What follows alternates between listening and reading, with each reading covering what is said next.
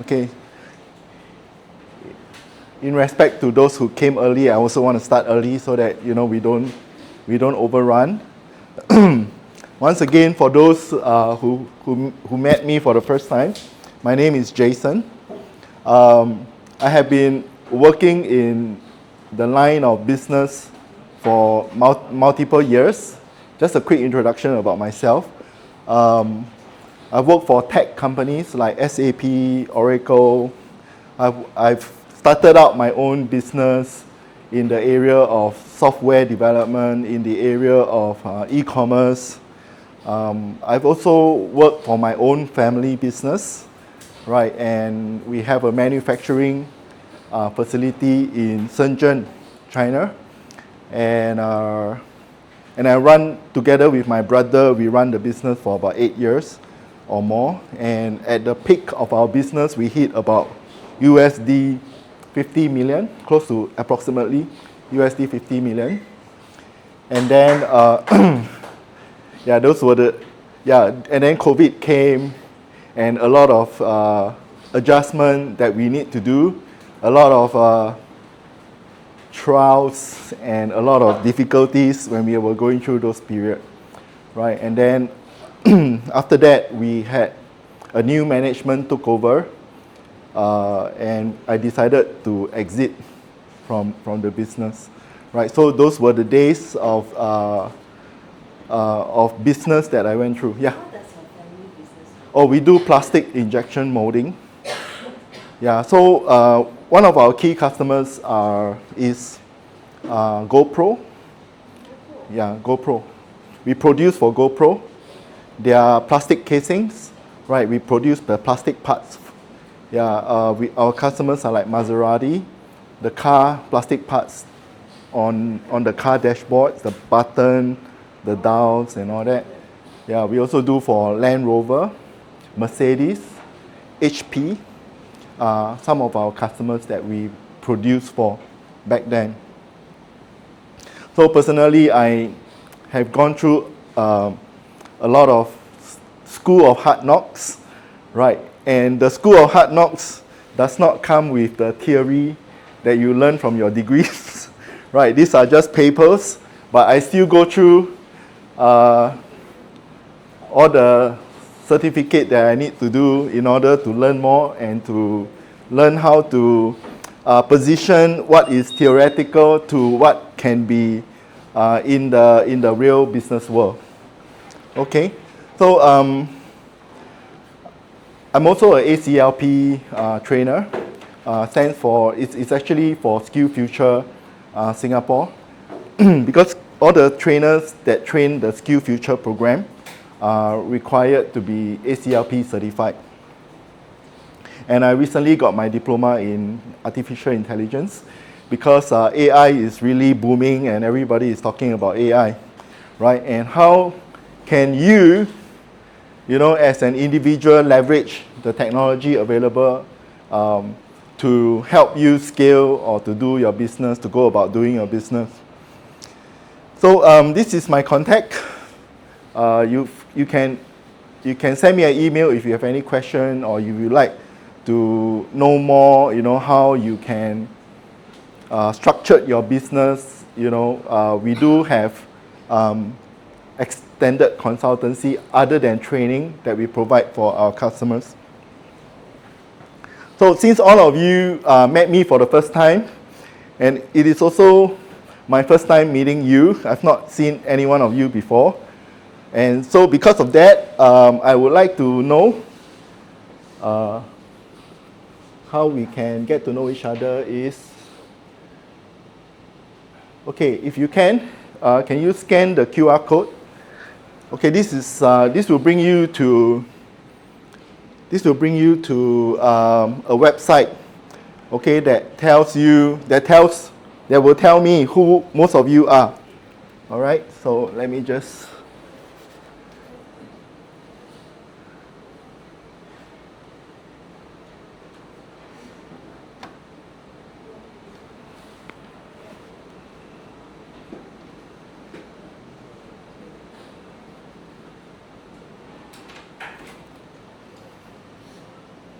Okay, if you didn't get to scan the QR code just now, you can scan here. Yeah, I just want to know what are your current roles? What are you doing? Are you a business developer? Or you are on others? Okay, for those.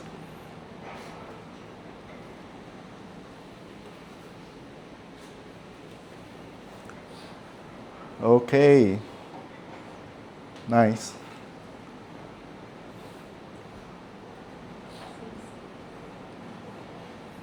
Okay, all done?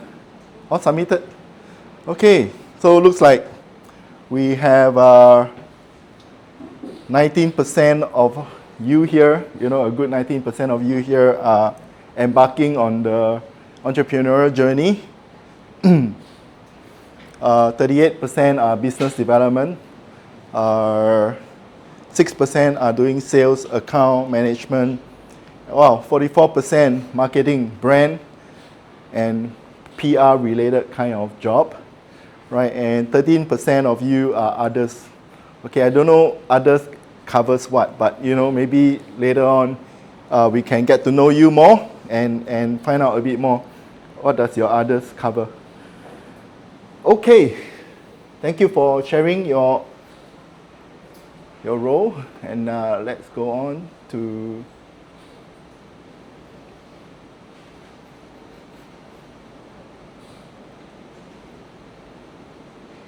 okay, the next question I want to find out from you is, yeah, we have some seats here. Yeah, in one word, okay, share what you hope to learn today. Okay, let me just, okay, if you,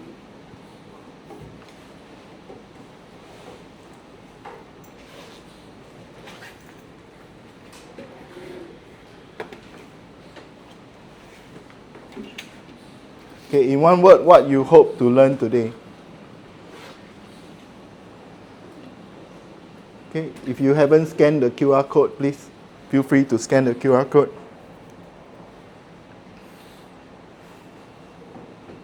In one word, you can fill multiple times. You can fill multiple times.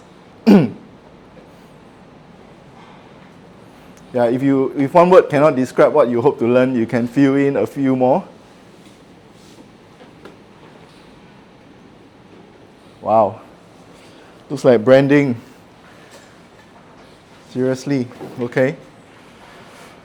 Branding, storytelling. Okay. Frameworks.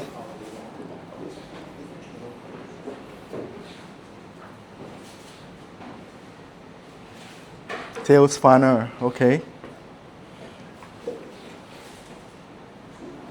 Strategies, wow, okay. Well, looks like branding is a very big requirements here. New ideas, positioning, building a brand. Yep, so building branding.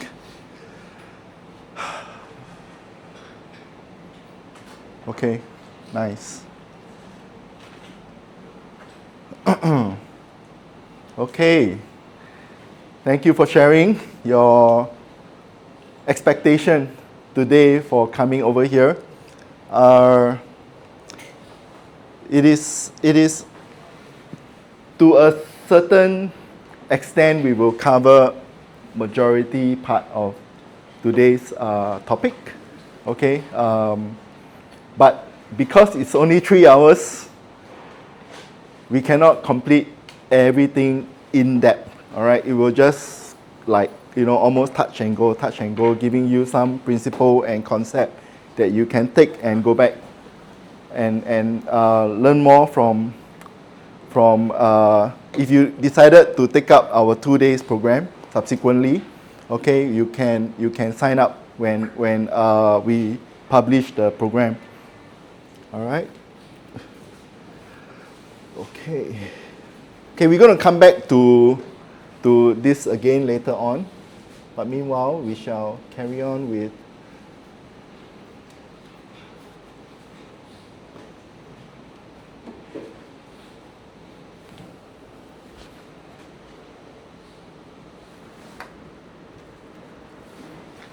Okay, so we have done this.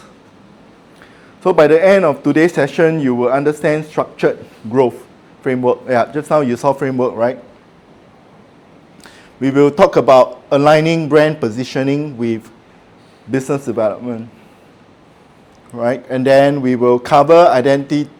We will learn how to identify high value growth opportunities, understand business models for scalable growth, and then maybe come out, give you all some roadmap so that you can take away and go and build up a 90-day action roadmap on how you can grow your business or grow the business that you are in for your company. Okay, so what is the core problem in today's business world? Anyone want to share? What do you encounter most, from your business perspective? Not enough business fast enough. Not enough business? Fast enough. Okay, So then there's a lot of okay, unproductivity, waiting time. right. While you could be closing deals and Okay. then delivering the service or products. Right. Okay. Absolutely. So not fast enough. So sales cycle is long. Right? Sales cycle is long. Customer is ding dong, taking their own sweet time to decide, what to, which vendor to use, which solution to use, and so on and so forth. Right? So that is a common situation in a lot of sales cycle. Okay. Anyone else beside sales cycle is too long? Very competitive, absolutely right. Competition is everywhere, right? How do you differentiate yourself from your competitors, right? What else can we think about, in order to generate the confidence, the trust, the reliability that we can give to our customers? Absolutely. Let's hear from one more. Anyone? Clarity. Sorry? There is a lot of clarity. There is no clarity among many businesses. No? Clarity. Clarity, absolutely. Yep. So what the senior management wants to achieve, and when it gets funneled down to those who are executing the sales or the business strategy, there's no clarity, there's no synchronization from top to down, And a lot of time the salespeople are just running around like a headless chicken, trying to close sale to the point that they are so stressed at work, and they are not, and still they are not able to achieve what they hope to achieve from a sales perspective. Jason, can you maybe share a little bit about your experience with like SAP, like as a salesperson, how do you manage? So there's a reason Okay. why I asked you because there's one salesperson from equivalent of SAP, Yeah. right? And then sharing with me that she needs to go and find the target industry. Yeah. So when let's say you target pharmaceutical Yeah. companies, then you need to go and find who are the companies, who are the contact Person. number. Yeah, correct. Not even the contact person. Yeah. Like what is the general hotline? Yeah. So I'm just thinking, for a big company like this, shouldn't they provide some numbers to call? Okay. They Very have all very the- good. Yeah. all the resources. Right? Yeah. Absolutely. So coming from SAP before, in the organization is a big elephant. So they have a lot of resource, and they are all very fragmented. They are all in different pockets of servers or databases that we need to go and source, we need to go and find out. And if you are new to the organization, a lot of time, in Chinese we call it like you feel the rock to cross the river. Because sometimes when the river is flowing, you don't know what is at the bottom. You just have to feel your way to cross over to the other side. So being in that environment, you really need to be very resourceful. Internally, you need to talk to people, you need to know who is who within the organization in order to be able to understand where you can get certain information from. Yeah, and a lot of time it is available.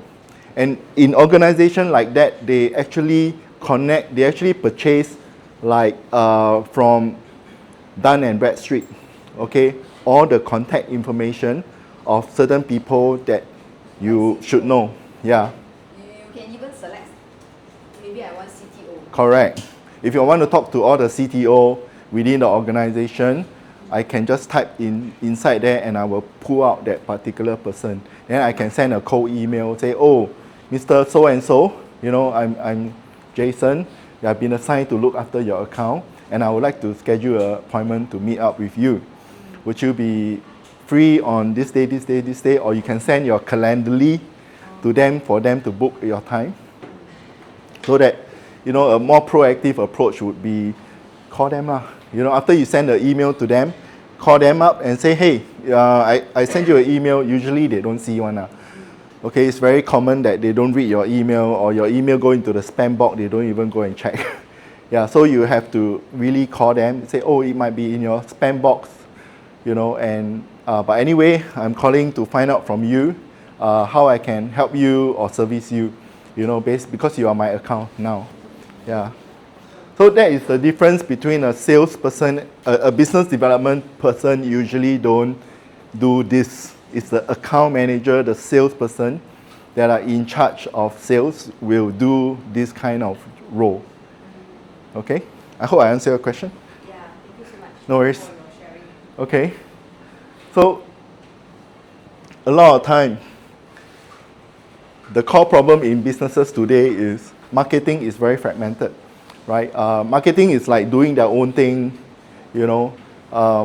They can be running a lot of different marketing campaigns, you know, to generate demands, to generate leads, to create that prospect awareness of your company's brand or your company's services or product, right?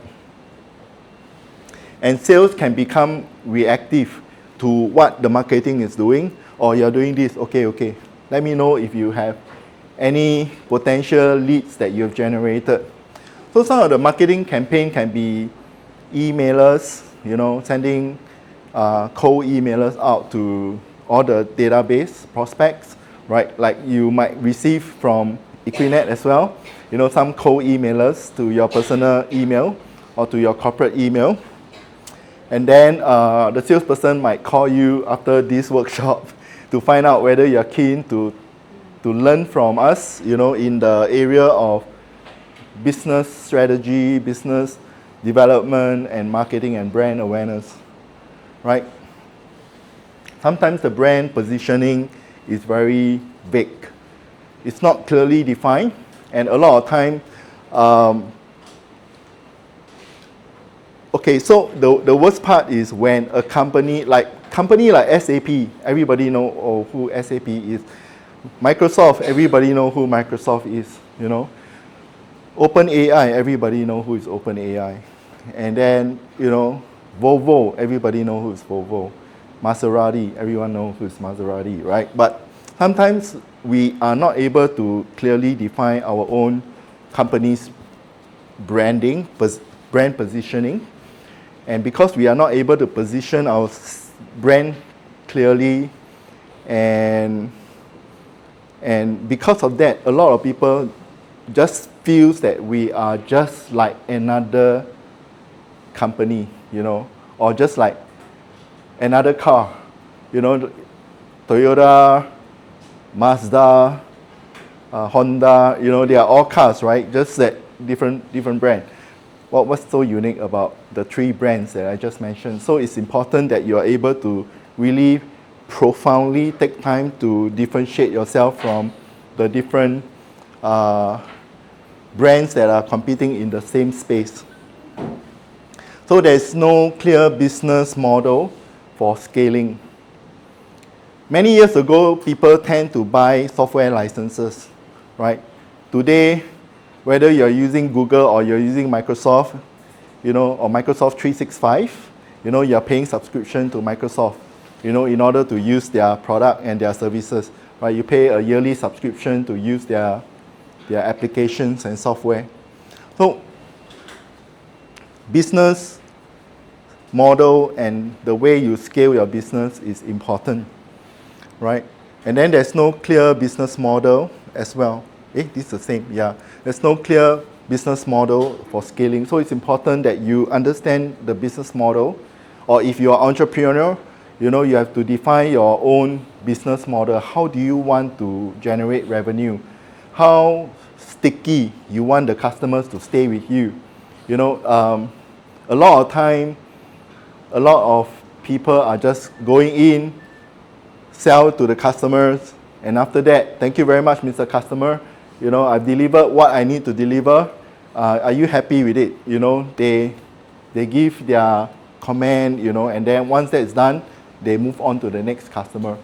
And there's no retainer, you know, from the existing customer to help you or stay on, you know, in your business. So again, different businesses have different requirements. For example, like if you are doing renovation, you are doing contractor work, right?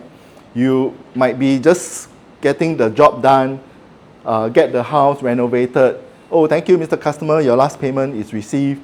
I hope you can refer me to another customer again. But what's in it for the customer if I am going to refer for you, right? You know, most of the time they will just, it's a waste of time, right? So it's important that you must know how to retain the customer, keep abreast with your existing customer, and provide them, you know, with additional services that they can always refer you to refer you to other new customers. Okay. So, business strategy done right. Okay.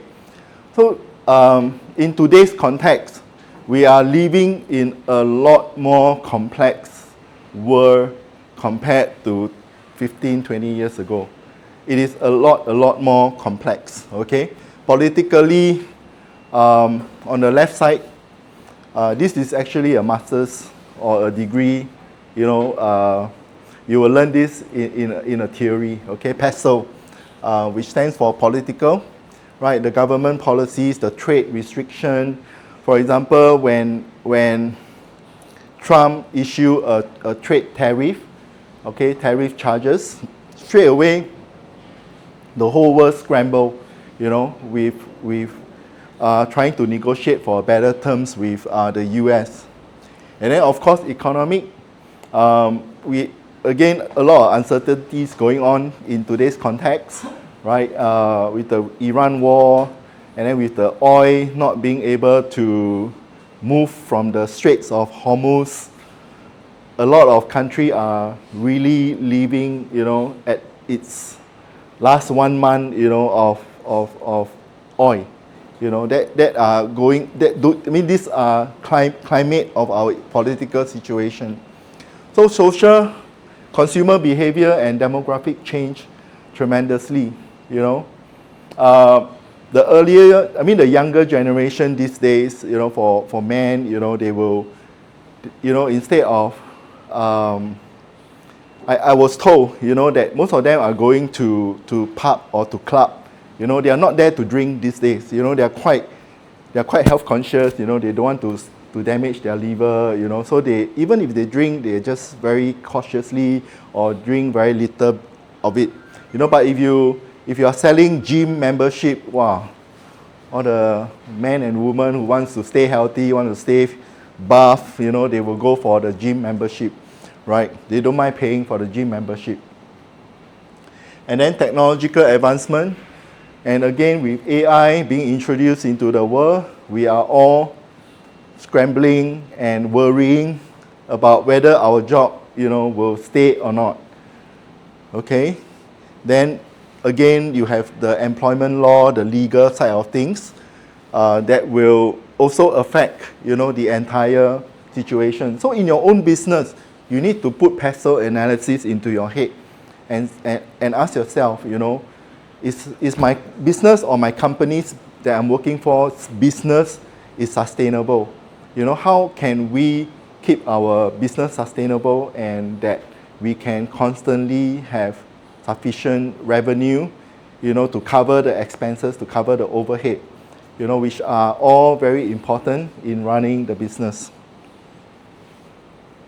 Then, of course, we need to have a balanced scorecard, right? And then with this balanced scorecard, we can align business activities and our strategies together. Then Ansoff matrix is to identify growth strategy that leads to products and product marketing. So it's about market penetration, product development, market development, and then the diversification. Other than just do brick and mortar, what can I do? What else can I do, to grow my business? So this is all external factors, right?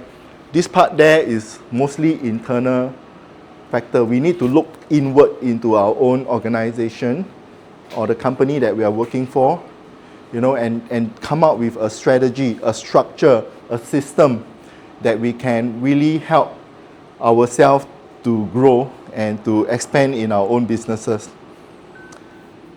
So far, so good? Okay? Theory, Have you ever heard of red ocean and blue ocean? Okay, only one? Two? Okay. So in the business world, there's really red ocean and blue ocean. Okay? What is red ocean? Red ocean means that it is a very crowded space. Everybody have a pie in this crowded space. You are doing the same kind of business just like another shop that could be opening opposite you or or next to you. It's a very cutthroat, very competition, very crowded market. You cannot but have to go price war, and the margin pressure is very, very hard. Okay? And it's really quite tough, this area of business, especially in today's business world.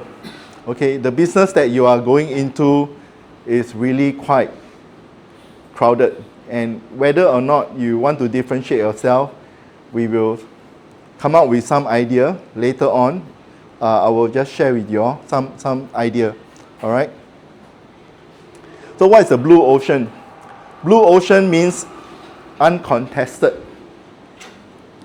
Right? It is an uncontested market. Not many people are inside there. All right. There are a lot of innovation and differentiation.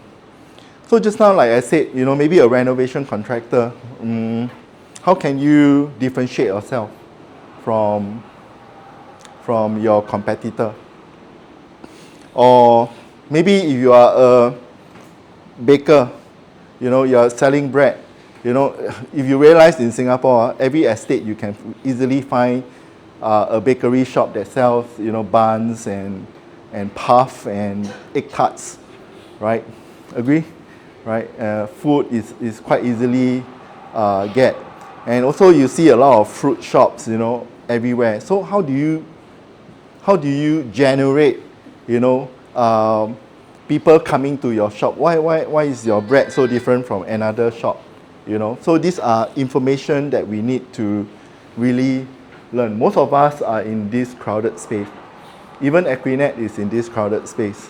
There are so many training centers. Singapore is not short of training centers, to be honest, right? It's everywhere. And how do we differentiate ourselves, right? By having good trainers. by having good marketing team, right? And then having a good conducive learning environments. These are all areas that they can differentiate themselves. Okay? So can some of you tell me what are companies that are that are very crowded here?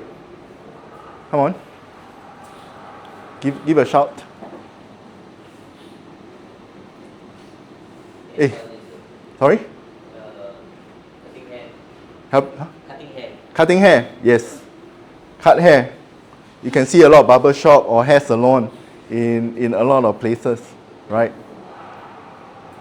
By the way, you wonder also why. Is there really so many people coming to cut hair? But it's essential service, during COVID. It's also considered essential service. Come on, people. How about cars? Mazda, Toyota, Corolla, what else? Mercedes, you know, they are all in this space. Very crowded. They are all cutting throat, you know, trying to keep alive and trying to get more customers. What else? What other industry can you think of? Retail? Nike? Reebok? Lululemon? Sorry? FMCG. Yep, FMCG. Right. Gardenia is FMCG. Okay. One of my friends who works in Goco Land, okay, just across. You know, he was an IT manager and then he went to Gardenia. He said, well, last time I sell property, now I buy roti. You know, so it's like from selling property to selling roti, you know, it's two different ball game altogether. So, yeah. So FMCG. Come on. Food services. Sorry? Food services. Food services. Okay. Like what companies do food services? No, restaurants, cafes. Okay. Yep. Restaurant, cafes. No signboard. What else? Okay. You have Kim Lee is like another coffee shop. You know that they are doing similar things. Okay. So how about the blue ocean? Which company you know of that is in the blue ocean? Sorry, this is mine, right? Yeah, thanks.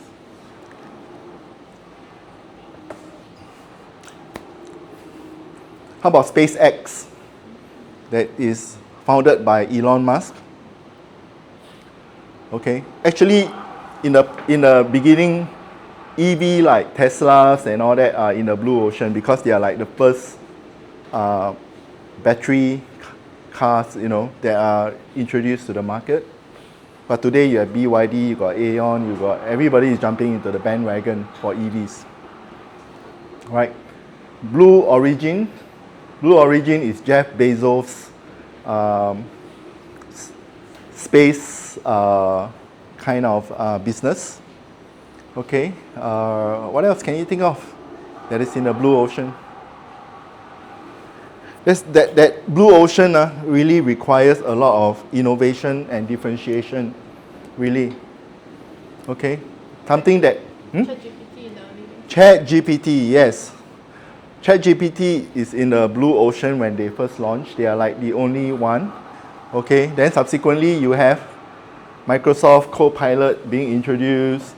Then you have Gemini from Google being introduced. And then you have Perplexity, you have Claude AI. There are so many now, right? So everybody are quite similar. Although they try to differentiate themselves by their LLM, you know, their large language model, right? How they differentiate themselves and otherwise will be the price, right? ChatGPT is like $25 a month. You know, how many of you subscribe to ChatGPT? I thought the younger one will subscribe. No, okay. Then you understand now what is red ocean and blue ocean? Cloud service providers also considered red ocean. Yes, AWS. yes, correct. AWS, Google Cloud, Azure, they are all in the cloud space. Yeah, so it's quite crowded also, yeah, and very competitive. But interestingly, Oracle, you know, announced today that their revenue has shot up, you know, because of one of the big customers that are using their cloud, Oracle Cloud. Yeah. So this is a crowded space. So some of the companies, okay, never mind. Yeah, we said this just now. So some of the companies, Lululemon, Nike, Adidas, Mizuno, MG, for cars, even Xiaomi. Xiaomi now have cars, Xpeng, Huawei, even Huawei have cars, EV now, you know. So, and also the social media. are competing very aggressively as well in this crowded space. So the other companies like Open, Blue Origin, can't see the word, some Atlantic company, okay?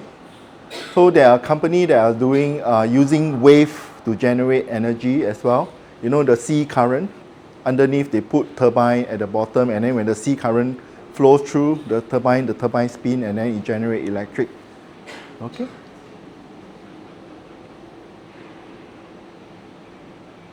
So in the blue ocean strategy, okay, which not many of us are in. How many of you feels that you are in the blue ocean? Show of hand. How many of you feels that you are in a blue ocean? We would like to learn from you. Okay. So let's look at the left side first. Okay. So in the blue ocean, there is always a tendency to deliver and over-deliver the function and the feature that actually nobody use. You know, like for example Tesla. You know, in the car they only have one panel when they first came out, and in the panel there are like so many function and features. You know, but nobody actually use those function and feature, and a lot of time the engineering hours spent to develop those function and features are actually a waste of time. So it's important that if you are in the blue ocean, you know, make sure you eliminate whatever that the customers didn't ask and yet you do it, right? And then you want to reduce, you know, cut below, reduce in terms of the factors that go below the industry standard. You know, so for example, the industry have a lot of function, but people again didn't ask for it, yet you are doing it, you know, and you should not be wasting your resources doing that. And then factors to push above the standard industry. Okay, so this is an area where you do the function features, you know, enough for people to use and for people to like, and it has to be user friendly and easy to access to those steps.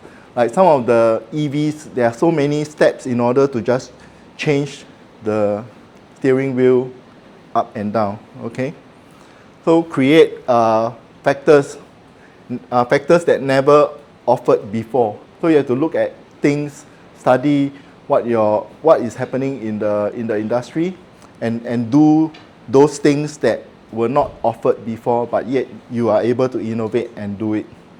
Okay.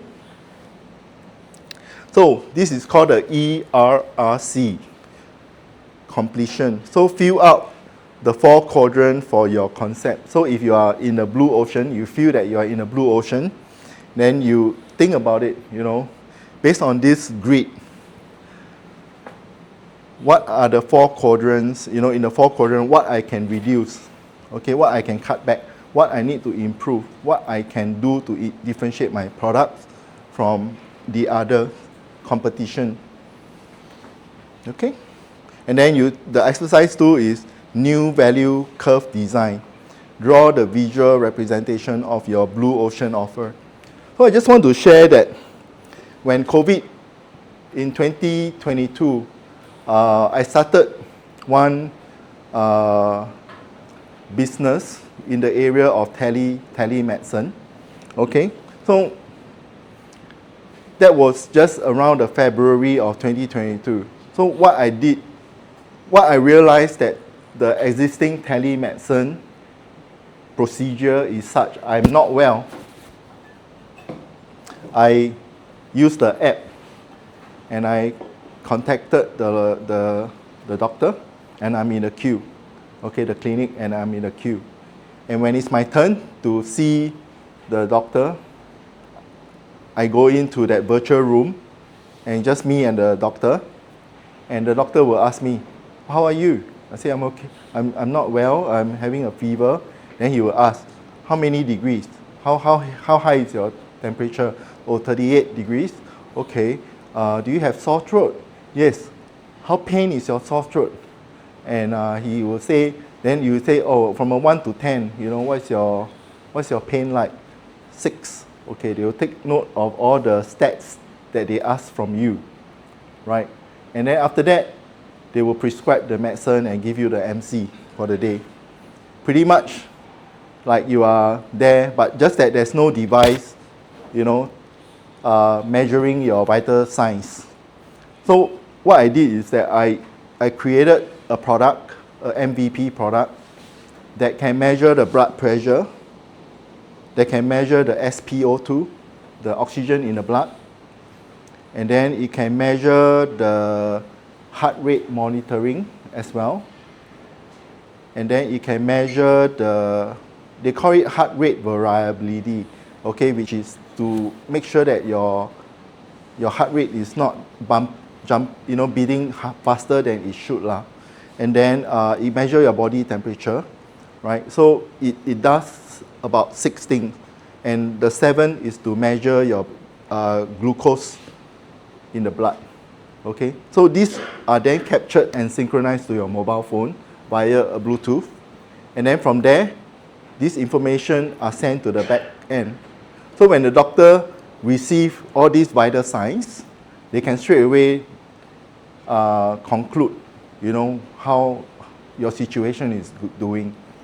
You know, so these are, I feel that these are innovation, and until today, I have not seen any product really that is being sold in the market or integrated solution. These are very small, simple to use equipment. I still have it. If you all are interested, we can talk a bit more. Yeah.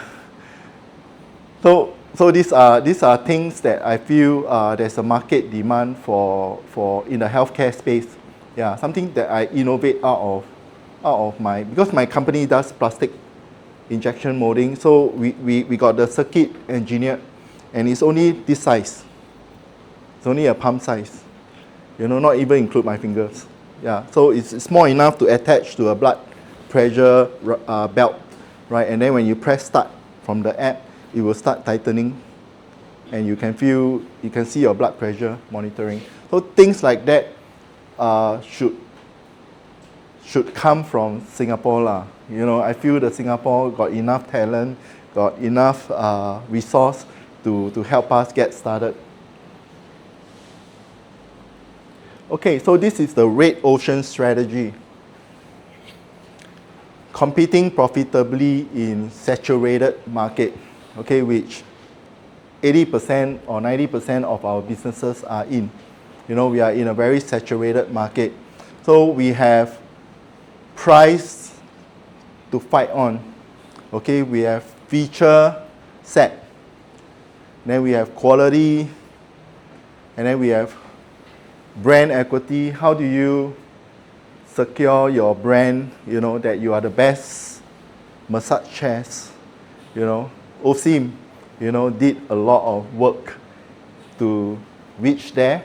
You know, even all the others that just came in later, you know, the confidence and the trust towards that brand is not quite there, if you understand what I mean, right? So you can think about it today, my brand or my company's brand, you know, how do people really trust my brand? Am I reliable enough? You know, do I get my customers to review, for example, you know, haircut, you know, take a photo, take a selfie and post it, you know, on my Facebook page or post it on my community, on my business WhatsApp page, you know, that kind of things, Telegram page. You know, there are so many things we can do with technology today, you know, to promote regular customers coming to come back to use our services or to use our product, okay? Speed, okay? Differentiation is not just being better, it is being distinct in a way the customer values and pay for, right? So, something for you to think about. Exercise 1, competitive landscape analysis. Identify your top 3 direct competitor and their primary value proposition. Okay, so I'll give you maybe maybe 10 seconds, 20 seconds to think about, what is your competitive landscape looks like. Who do you regard as your top 3 competitors in your mind? Prior to going into full-time training, I was selling cybersecurity services for a company, right? And they are system integrator lah. They are system integrator, and they are selling what we call identity security management, okay, or identity access management. So that is their core strength. They don't do firewall. They don't do any other kind of services, but very focused on IAM, okay, identity access management. And they did so well that many government agencies actually use them, because they are so specialized in that. But also means that they cannot penetrate into other SME because it's too expensive. The services is too expensive. It's only for large enterprises that will use them and pay for that kind of services. So every time, as the salesperson, you need to look into the tender, the GBs, to look for possible opportunities, look through all the government tenders so that you can be able to get, your leads and submit your tender specs, submit to the tender specs. Okay, exercise 2, differentiation strategy design. So define one vector of differentiation where you cannot perform the market. Okay, so this is something to challenge your mind, to think critically, not just, 躺平. They call it these days in China. They like to use the word 躺平. That means just lie flat, do nothing. Oh, competition too hard. There's no point fighting. Let's 躺平. So it's not. Yeah. So we need to really apply critical thinking. So my question to help you all to map out your strategy, in a very crowded space, is to allow you to think deep and think critically. Even if you haven't stepped out into the business, think critically. What are my success factors? Okay. Any questions so far? Very quietly. Okay. Later on, I'm just going to give you all some teaser to help you get excited. Sorry, what is this? So, strategic thinking. Strategic thinking is something that I feel a lot of businesses lack. There's not enough strategy in our thinking. Okay, just now, somebody mentioned, I want to know more about strategy. Okay, so you have to firstly have a long-term mindset. Okay, you have to think 3 to 5 years ahead of where you are today. Focus on building something that lasts, right? And focus on systems that compound over time. Think in terms of momentum. How do I gain momentum into getting other businesses? So just now I mentioned that I was researching and doing a device that I can, a healthcare device that I can synchronize with mobile phone and send all the vital signs back to the doctors that subscribe to these services, right? So I was thinking, what else can I sell while I'm doing this product? I cannot be investing, in building this product and yet no income. So I started e-commerce on selling healthcare devices. So those ready-made healthcare devices like ventilator, thermometer, simple stuff. Then oxygen concentrator. And so just nice when I introduced oxygen concentrator to the market. You know, Myanmar was like undergoing a big wave. Myanmar country, yeah, was undergoing a big wave of infection, COVID infection, and you know, because they are so backdated, you know, for a quick 3 months, I sell like 400 oxygen concentrator. You know, I just like, people just start ordering. Hey, ship it to Myanmar. What's the capital of Myanmar? Okay, just ship it to Myanmar, you know. So they come to my e-commerce website, they start loading orders, 10, 15, 20, you know, they are sending it to the village, you know, and they pay online, and then I start to place order to my supplier and get it shipped direct to Myanmar from China. There are a good maybe 10, 20 pieces, I just give it for free because I know that they are really in need, you know, so I just give it for free for them to use. And for doctors, there are doctors who contacted me from Myanmar and asked me if I can donate some. So I did donate some for them so that, you know, the oxygen concentrator can be shared and used by the clinic and hospital to save people. So from a business perspective, even though we are making money, when we are making money, we must know how to contribute back and give back to the society, you know, where there are needs and help, you know, especially to those who are vulnerable, to those who are poor, and to those who are needy, right? So we try our best, you know. Of course, we don't make a profit. There are some that I know they can pay, so I just do a back-to-back, you know, back-to-back, no profit margin, you know, just give, yeah, just do at cost price. Then second order of thinking is to map out possible second order, use scenario planning to assess your strategy, whether your strategy works or not, right? And then the force multiplier, find high impact move that amplify results, okay? And then goes to synthesis, observe data, study the data that you have.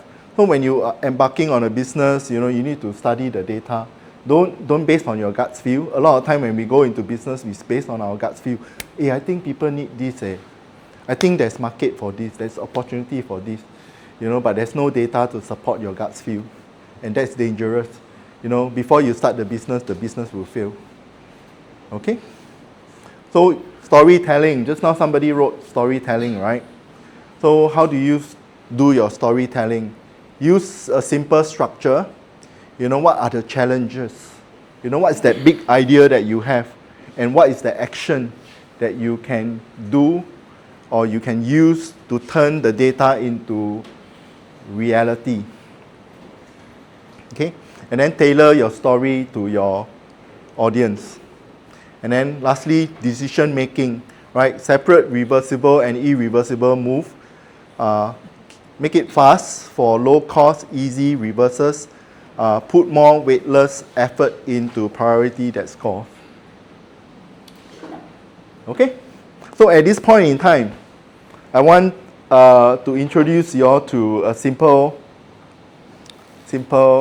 game. Okay, so say for example, I run a baker shop, okay? But my business is so only. You know, I can sell, I got different loaf of bread, I got different buns, you know, but the customers coming to my shop is not really great. There are, you know, like I'm doing like maybe 300 a day, which is actually quite low for a bakery shop. Okay. So today, who want to take the challenge? Okay, so I'm going to run a simple marketing strategy. How do you think I should do it? I give you a scenario.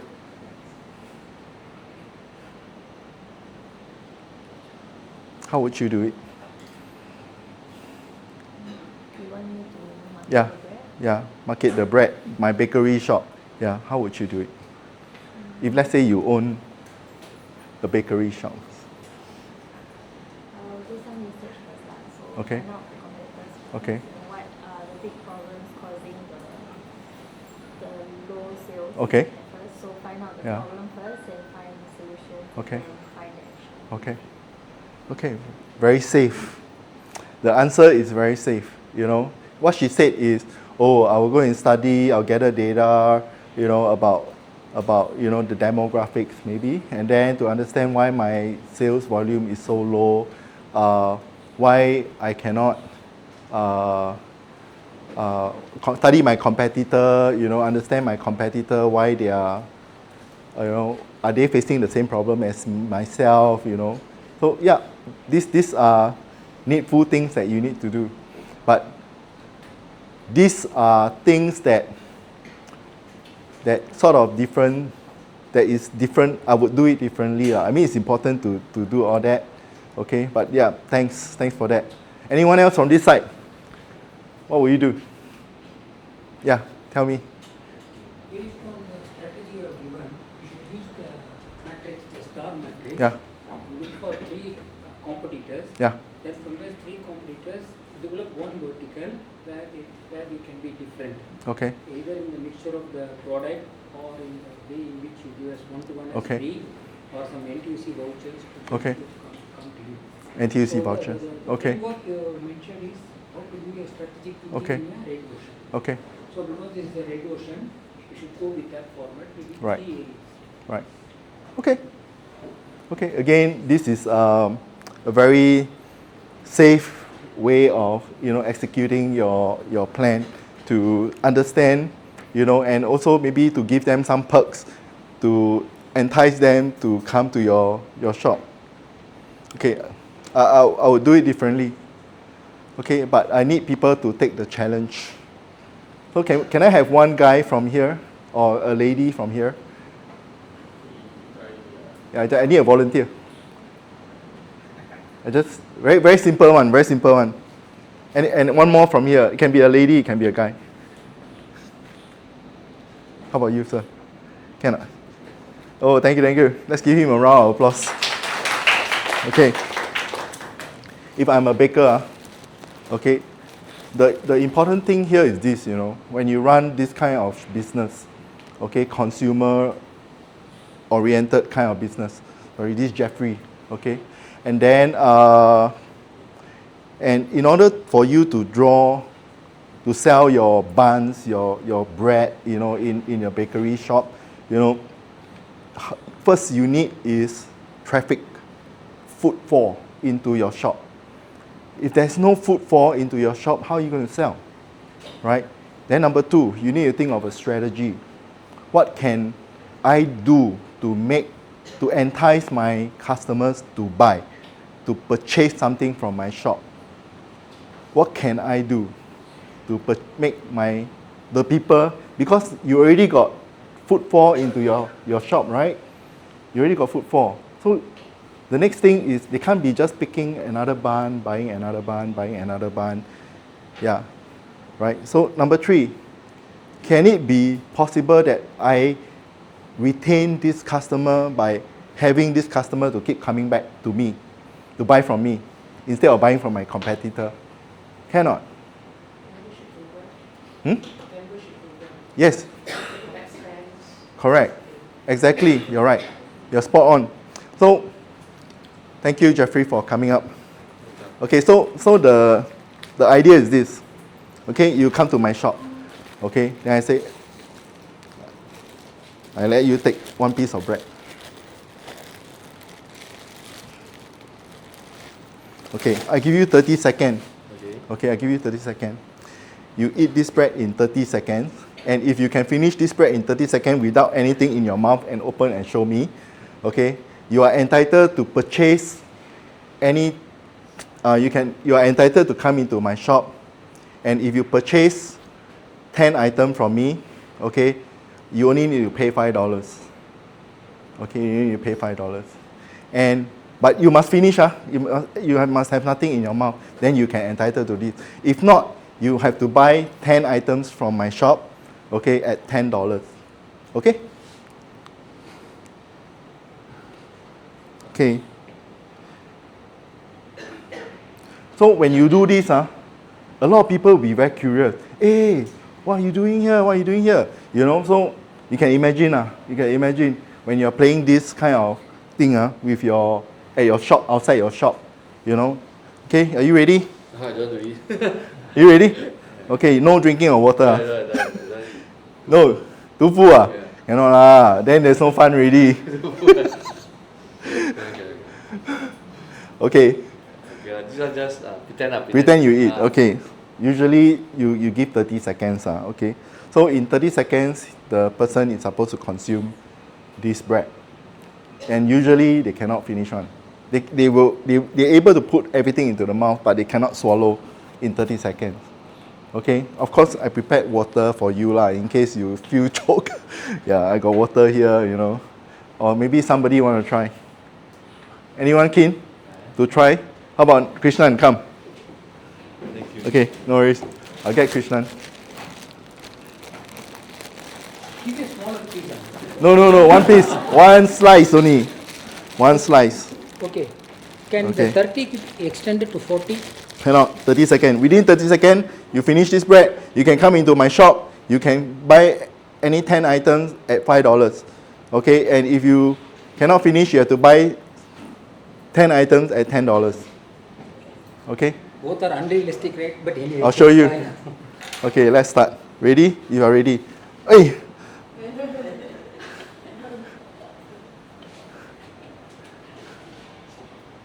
Where's the other one? It's all in already. Okay, 10 seconds, 11 seconds, 12, 13, 14. Must be finished. Nothing in your mouth. 20 seconds. Go. 27, 29, 30. Okay, please come to my shop and purchase 10 items at $10. Okay, so when you are able to run promotion or run activities, you know, there's 互动, you know, there's engagement with your consumer customers. You know, there's consumer-customer engagement, and when they play, more people will come, more people will come. You know, so when more and more people come, you have footfall. You know, once you have footfall, everybody want to participate, you know. And how do you then, at that point in time, bring your customers into the shop to make them buy something from you? Get it?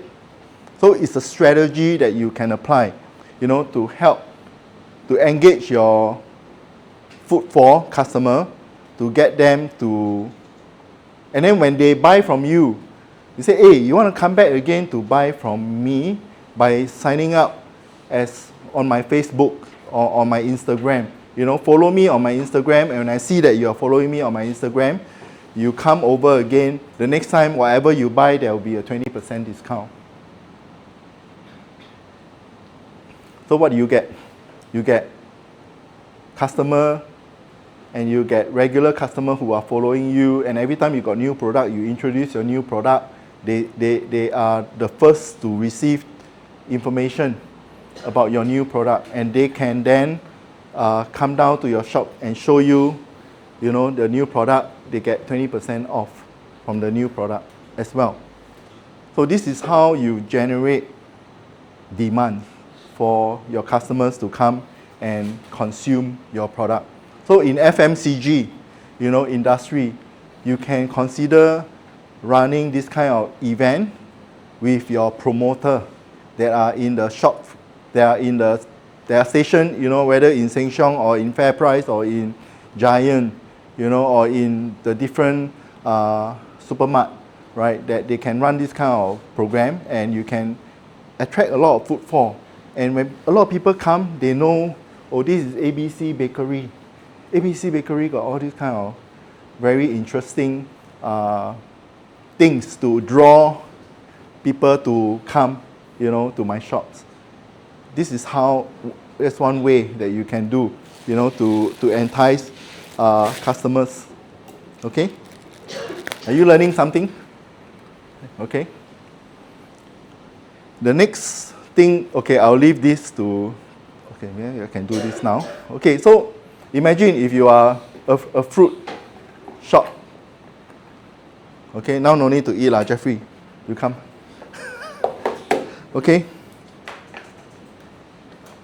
Now, I'm going to do differently, okay? For example, if you are selling something, right, you need to create that demand from your market, okay? So Jeffrey, in the same way, can you use a chopstick to pick up one apple Okay. and put it here? Okay. Okay, if you can pick up 5 apples in 30 seconds, you enjoy, a 20% discount. The discount have to be something that is attractive enough for people who want to use, to participate in this, and then they also become a member, in your a follower in your Facebook, or in your Instagram, so that you can get people to know your brand and to know your services or your product. Okay, so 30 seconds. Use chopstick to pick up the apple from here to here. Five hold apples. Cannot hold. Just hold. Can hold. Okay, ready? 1, 2, 3.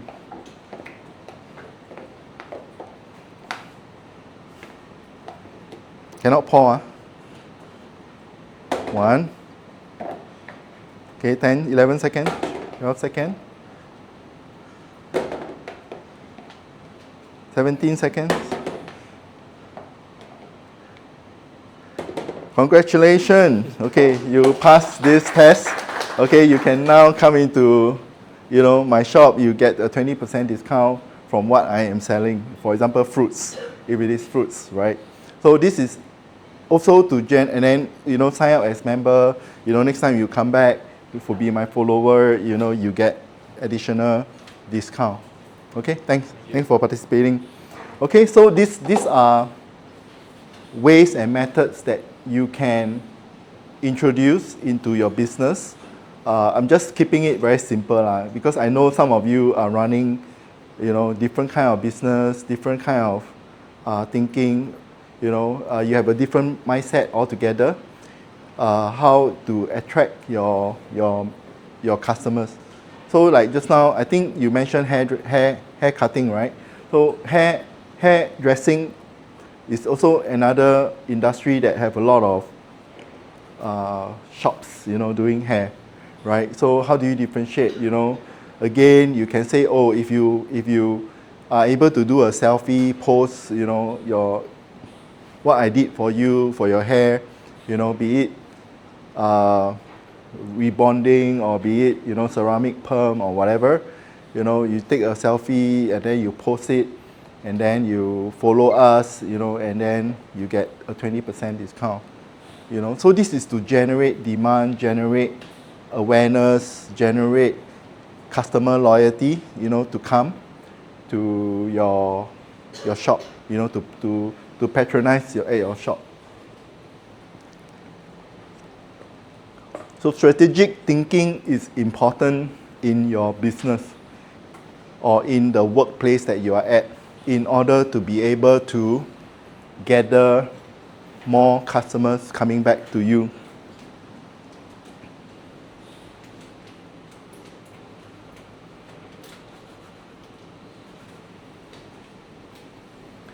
Okay, so now I want to talk about business development versus sales. Okay, just now there are quite a number of you in the business development role. So business development and sales are totally two different things. Okay, the sales go for, or account management, okay, they go for short-term push to persuade someone to buy. Okay, whereas business development, their approach is long-term. Okay, they go for long-term, they help clients to succeed. Right, and also what they do is that they build relationship with their client, long-term relationship with their client. understand the client problem, get the client to articulate, their needs, their pain points, and helping them solve their pain points. Then, where else sales, they focus on the seller's offering. Okay, whatever I'm selling, oh, this is what I'm selling. This is what I can offer you. I do the quotation for you, the proposal for you, right? And oftentimes sales start with assumptions because they maybe don't know the customer so well enough or in depth enough. Where else business development starts with curiosity. Okay, they always ask questions, they probe, they will see, how they can make the customers feel better. Okay. Then sales pursue only the most ready to buy. Usually they call this the low-hanging fruits. Okay, what are the low-hanging fruits? There are that I can quickly snap up all the low-hanging fruits, and those that are more immediate, short-term that I can go in and sell something. Okay, and then sales tells business development create the pathway forward. They develop a long-term strategy. They map out, the customer's desired plan, in 2 to 3 years' time, where the customers hope they have. They want to get there. For example, a digital roadmap. If the customer do not have a digital transformation roadmap in their organization and they wish to get there, then you map out, to get there, you need to get here first. To get here first, you need to buy this first. To buy this first, you need to time to implement, and so on and so forth.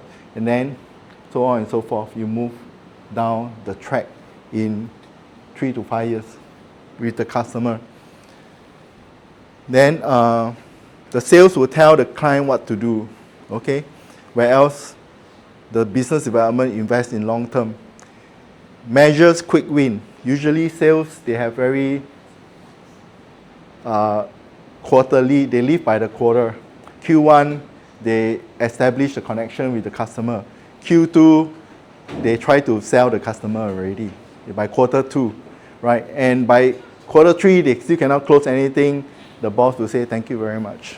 This is the door. This is the exit. Yeah. So, especially in tech industry, the sales cycle is 3 quarters the most. If you cannot perform by the 3rd quarter, yeah, thank you very much. Yeah, this is the exit. Unfortunately, it is what it is because the tech industry is really quite cruel. Having been there before, I know. Even though you are performing, they will also say thank you to you and show you the exit. Or at least if they give you the pink slip, not so bad, you get a pink slip and at least you have something to hold on to before your next job, right? Pushes for agreement.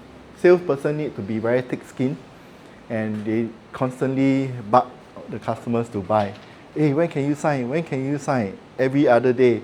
Yeah, when can you sign the contract? So that I can close my sales target. Earns a loyalty over time.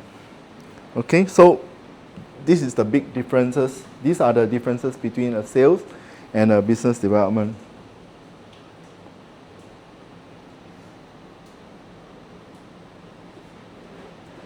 Okay, sales always tend to be controlling. They need, when they are stepping into an account, they control.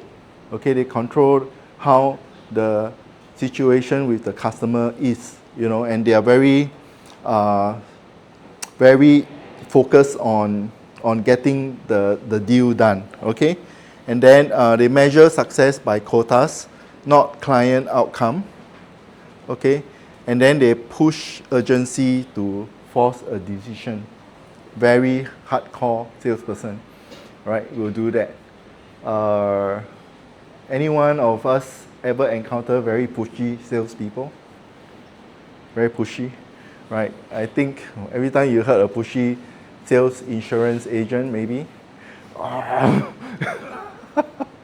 it's really getting on your nerve, right? So, but you can't blame them because this is their rise. their rice bowl, right? They have to go all out to get it done. Whereas the business development will take time to build the relationship, establish the friendship, understanding, building the trust with the customers, and then they buy dinner, buy lunch, to with the customers. Even when the customers got personal girlfriend, boyfriend problem, you also are there to listen to them and help them along the way, So these are really very good friendship that I built. One of my customers is a customer called Triumph. Anyone knows the brand Triumph? Triumph? No? Triumph, they sell lingerie, women's lingerie. He's an IT manager, so it's a he. So every time there is a, we become so good friends that every time there is a lingerie sales in Triumph, he will send it to me. Hey, 50% discount, buy 4 get 3 free. So it's like, hey, wrong customer, I don't wear any of those that you're selling. So it's like, it's that we are so close, to the extent even after I left my job, I still can go back to him for coffee and tea, and even have lunch, that kind of thing.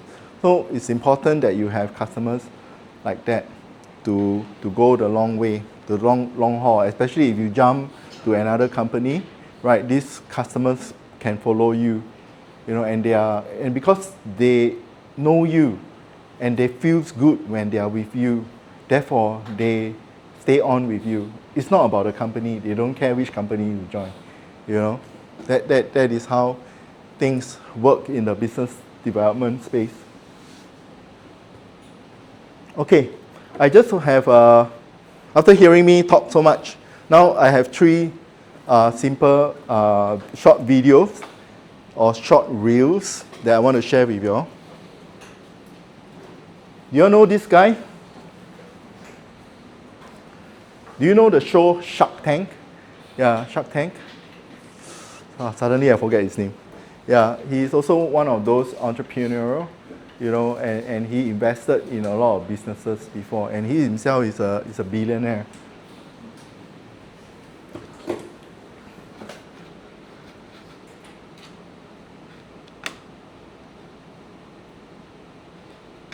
How do I play this?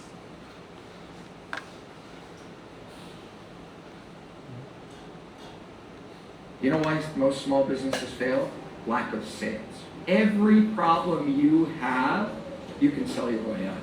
The number one skill for a successful founder is the ability to sell. It's not business knowledge, it's not even subject matter knowledge, it's sales. If you could simply teach that, every Harvard MBA would be a billionaire. When I started in cybersecurity, I had 10 competitors. All 10 were computer engineers. I have a degree in classical English literature. The ability to communicate has served me well. Sales is the ability to find out what your client's needs are and communicate your value proposition to them. Okay? So, find out what your customer needs are and propose your value proposition to them. Okay?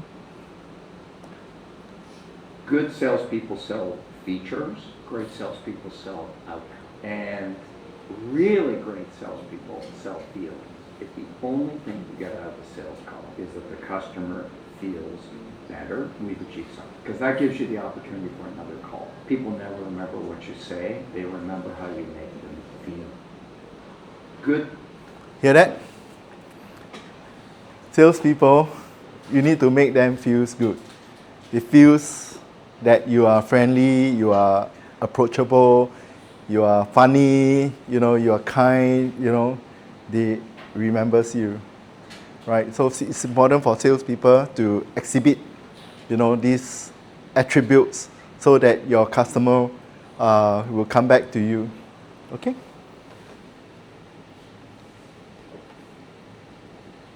Let's watch the last one on this slide. How to grow a small business. Most small businesses don't fail from lack of effort. They fail from lack of direction. Growth needs a clear plan. Start by knowing your customer. Understand what they want and why they buy. This helps you sell better. Next, focus on one strong offer. Do one thing really well. Clarity attracts more customers. Then improve your marketing. Be visible online and offline. People can't buy what they don't see. Track your numbers, sales, costs, and profit. Growth without numbers is risky. Also, build simple systems, so your business runs smoothly as demand increases. This saves time and reduces stress. Growth is not about doing everything. It is about doing the right things consistently. Okay? Need to stay focused, all right? Need to be able to track your numbers, okay? Understand your landscape, your industry landscape, you know, and be able to know what are the obstacles that are roadblocks to your success, you know, and then try your best to overcome those roadblocks so that you can succeed in the goals or objectives that your company have given to you, or even if it is your own business, you know, look at ways to gain, to overcome those challenges and grow from there. All right.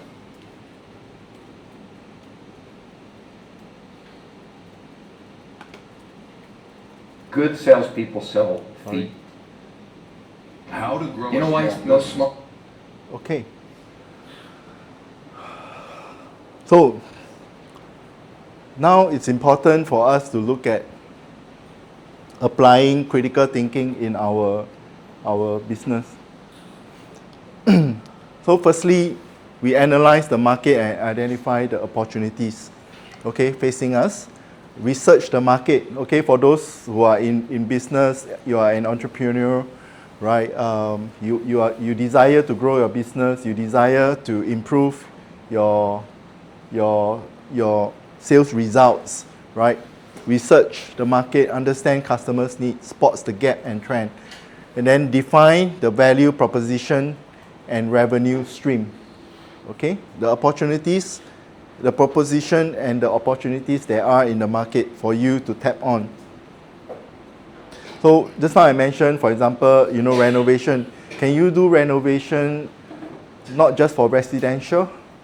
Can your renovation be office renovation?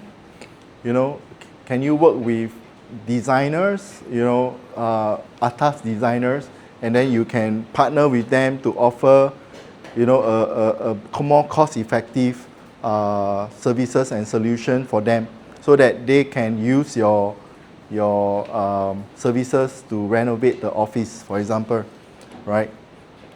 Okay, so or maybe even F&B, you know, they all need a lot of renovation as well. When you are there to help them study, you know, their business needs and requirements. So test and validate the business model, and then followed by develop an effective execution plan, right? So if you plan to go from being consumer to business, there's also plan and strategy that you need to employ. Like I told Equinet, you know, the boss, that perhaps, you know, we should look at business to business training, because SkillsFuture are not tapped on a lot by corporate customers. You know, a lot of SkillsFuture courses are tapped by consumer themselves, because they are given $5,000, you know, to spend, to go and learn. And a lot of people learn things like baking, flower arrangement, and so on and so forth. Nothing wrong with that, just that how can you then convert all this into something valuable, you know? So for me, I choose to do other courses, like go for the ACLP, you know, for personal development, right? I use the SkillsFuture. So things like that, so for corporate customers, they do have SkillsFuture to tap on as well, and how can they equip and help their customers or help their own employee to be productive, to be able to maybe to use AI, in the context of the organization and leverage the technology to help them to be productive, to generate more prospects, to close deals even faster, right? So things like that are actually available. And of course, when I share this to my boss about the possibility of that, and he liked the idea, right? So how do we go about from there? So it's important for us to innovate and think out of the box, and to be able to work with different industry partners, to achieve the goals and plans that we have for our organization, or even for our own business. Okay. Right now, I just want to share 3 different reels. Okay, these 3 different reels is about business cognition. Okay, in Chinese we call it 赚钱的思维. Okay, our business cognition will help us understand how we can strategize, how we can be more smart, how we can outsmart, how we do business, in this very very competitive market. Okay, let's have a look.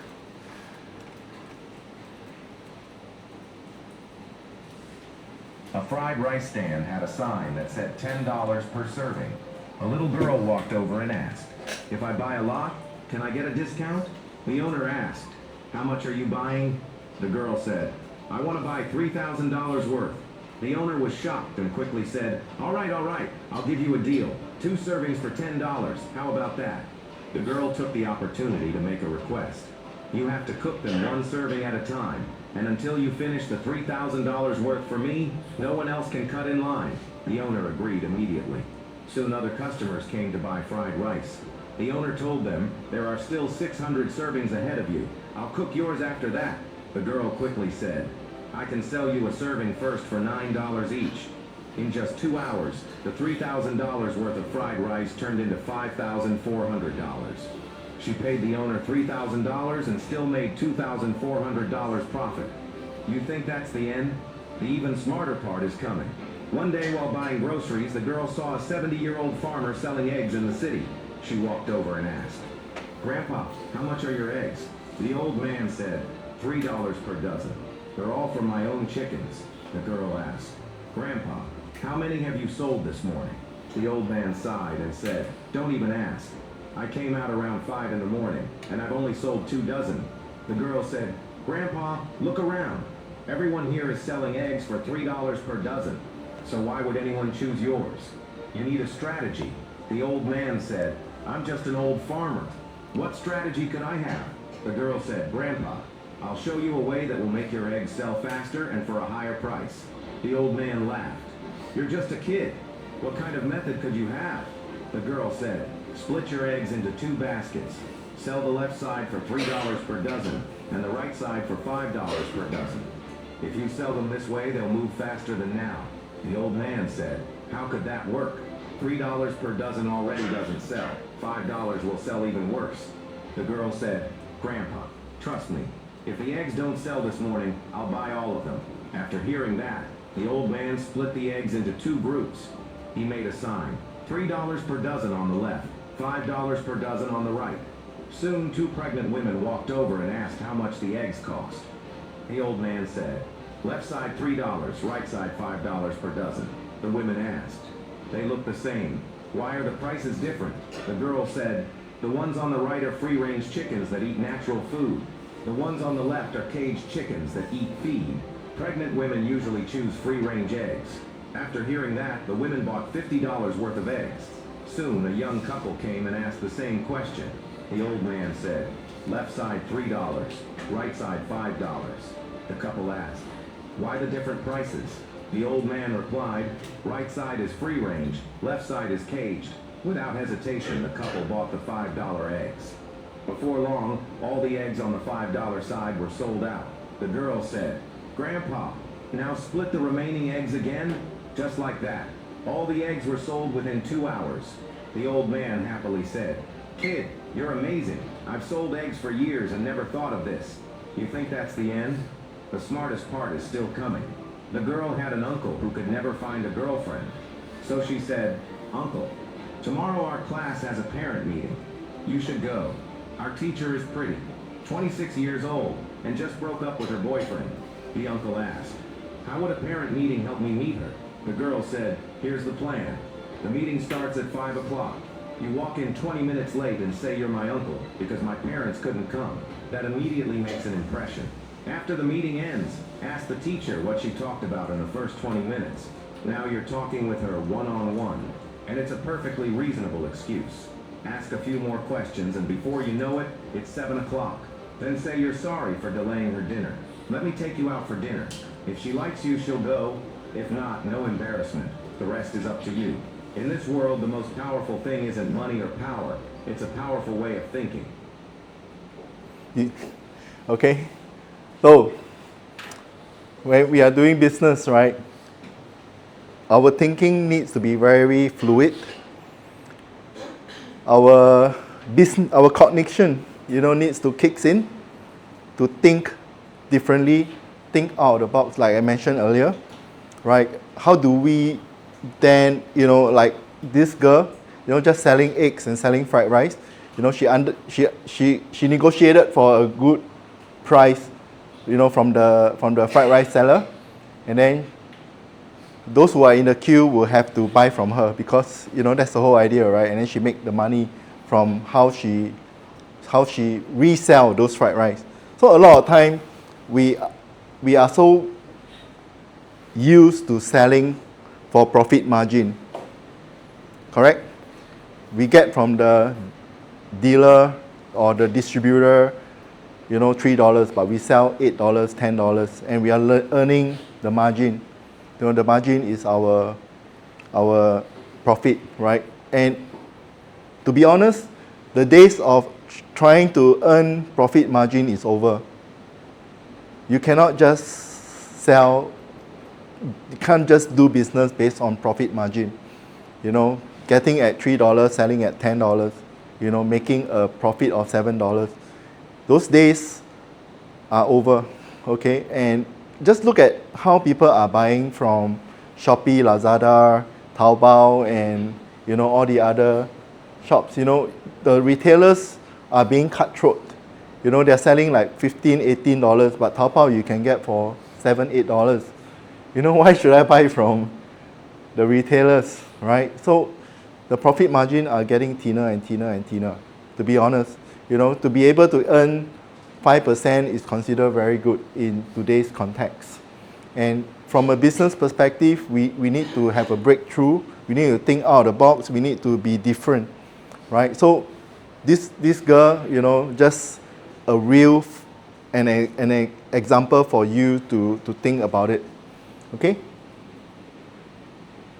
So the next one, the next reel, let's have a look. A billionaire spent $20 on a loaf of bread after standing in line for half an hour. It was the best investment he made that morning because he came across a bakery that had a sign in the window. 25 loaves baked daily, sold out by 9 a.m. His watch said 8:12 and the line was already out the door, but he joined it anyway. 30 minutes later, a young woman behind the counter named a price most people would question. However, nobody in line hesitated. He noticed something strange. He hadn't even been hungry when he walked in. The challenge behind the limit of the product was what made him want it. 3 streets away, he stopped outside a small smoothie bar with an active buy one, get one free offer. However, inside there was only one customer. The billionaire walked in and ordered anyway. The owner made it with the kind of care that deserved a line out the door. It was genuinely good. That was almost the saddest part. "How long have you been open?" the billionaire asked. 2 years, the owner replied and looked at the empty bar. "Sales have only gone down since, even with the special offers. How many do you sell on a good day?" The billionaire raised an eyebrow. "Maybe 40 if I'm lucky," the owner said. The billionaire picked up a pen and wrote on a piece of paper, 40 smoothies, $3.50 each after the discount, $140 a day. The owner crossed his arms. "That's how I get people in. If I charge full price, nobody comes." The billionaire looked up. Tomorrow, take that menu down, pick your 5 best smoothies, make 5 of each. When they're gone, close for the day. The owner stared. I'm barely selling 40. You want me to make even less? I'll be out of business in a week. The billionaire pointed at the buy one, get one sign. That tells everyone you're desperate. Desperation means no urgency. No urgency means no reason to come today instead of tomorrow, or to come at all. He wrote again on the paper. 25 smoothies. Increase the price to $12 each. $300 a day. He slid it across. Same hours, less profit, more than double the revenue. The owner stared at the paper for a long time. What if I don't sell out? You will, the billionaire reassured him. People don't want what's always available. They want what they might miss. By day 4, the smoothies were gone before noon. By the second week, there was a line outside before opening. At the end of the month, revenue had gone from $4,200 to $9,000.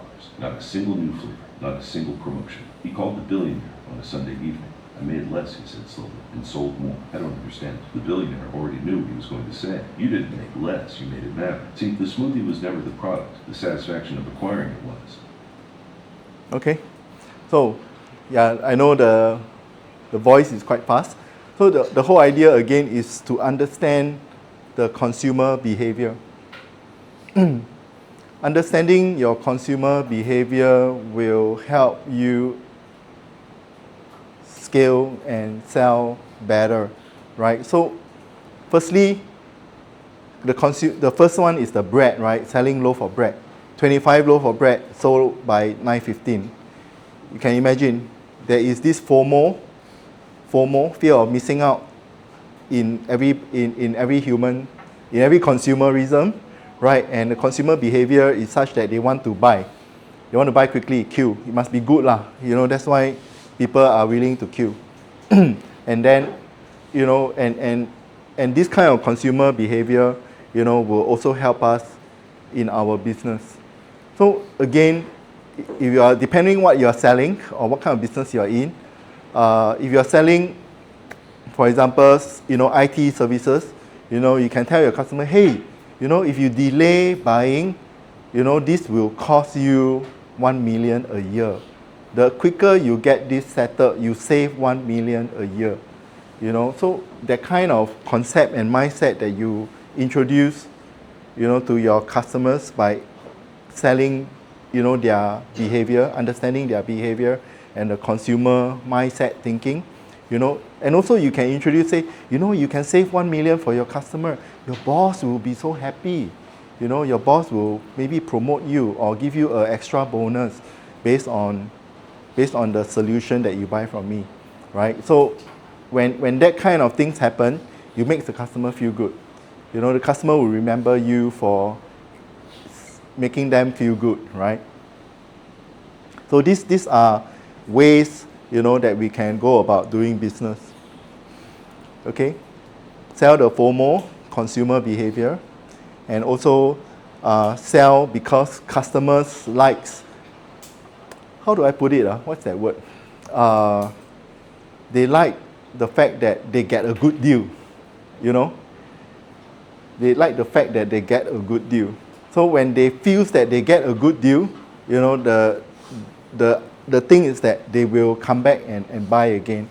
So these are how we understand the human mind, and it also requires us to have the business cognition to understand and utilize this, not in an unethical way, but use it in an ethical way that you introduce it and people sees the value.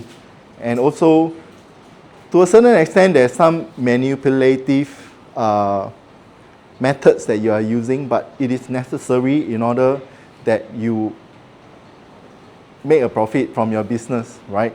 So these are things that we want to be aware of when we are in business. Okay, so let's watch the last video, and then we can have a short break. How did you price this? The jacket was faded, mismatched, and priced at $4. How did you price this? The jacket was faded, mismatched, and priced at $4. The billionaire who owned 38 retail locations picked it up without hesitating, then told the owner she was running her store completely wrong. Victor Langley had not come in to shop. He was walking past Secondhand and Sons when he glanced through the window and saw something most people never notice, a rack full of clothes that nobody was touching. He walked in, moved past the clean section, went straight to the clearance rack at the back, and pulled out the ugliest jacket in the building. Patrice Holloway watched him set $4 on the counter. Then he didn't leave. How did you price this? He asked. She explained her system. Good condition meant higher price. Poor condition meant lower. The jacket had a faded collar, a missing button, and had already been marked down twice. $4 felt fair. Victor shook his head. That's exactly why it's been sitting here for months. The problem wasn't the jacket. The problem was what the price was saying. In a thrift store, a $4 tag doesn't tell customers something is affordable. It tells them something is unwanted. It tells them even the owner gave up on it. And when people sense that, they walk right past without picking it up. Patrice had been pricing for logic. Victor told her to start pricing for desire. He picked up the jacket again. Faded canvas, original metal hardware, a cut that hadn't been manufactured since the early 80s. Not damaged, vintage. He told her to write a small tag. 1980s workwear jacket, original hardware, one of a kind. Then price it at $38. She stared at him.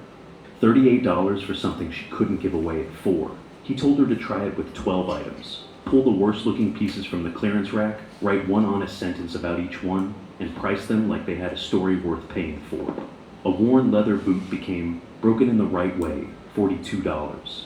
A canvas tote with a bleach stain became pre-loved market bag at $26. The faded jacket went back on the rack at $38. Within 3 weeks, 9 of the 12 pieces had sold. The revenue from those 12 items alone exceeded her previous week's total sales. 2 customers photographed their purchases and posted them online. One caption read, "Found this at Secondhand and Sons." The store gained over 180 new followers in 7 days. The next month, Patrice repriced the entire store. Revenue climbed 190% compared to the same period the year before. People started calling ahead to ask when new inventory was coming in. The clearance rack disappeared entirely because nothing sat long enough to need one. Victor never told Patrice to charge more. He told her to stop signaling that her inventory had no value. A low price doesn't bring buyers in. It tells them there's nothing worth finding. Do you agree? Do you agree? You know, by pricing yourself so low, you know, what does it tell your customer, you know? Yep. So this is actually a strategy, you know. This is a strategy of a businessman, you know, coming in to a second-hand clothes store, right? And they are selling like $4, $3, you know, but by changing the perception of how a customer perceives your service or your products, they will pay for the value. You understand? So it's important that when you are in business, you have to understand your value that your company offers, your services offers, and then price it correctly that your people will feel that, yep, it's a good deal. It's worth paying that money for that product or that services. Okay, that's how you can potentially grow your business as well. Okay, Finn, can we have a break? Yeah. Okay, we will have it's 3:45. So let's have a 15-minute break, and then you can come back at 4. We shall finish off the last part. Thank you.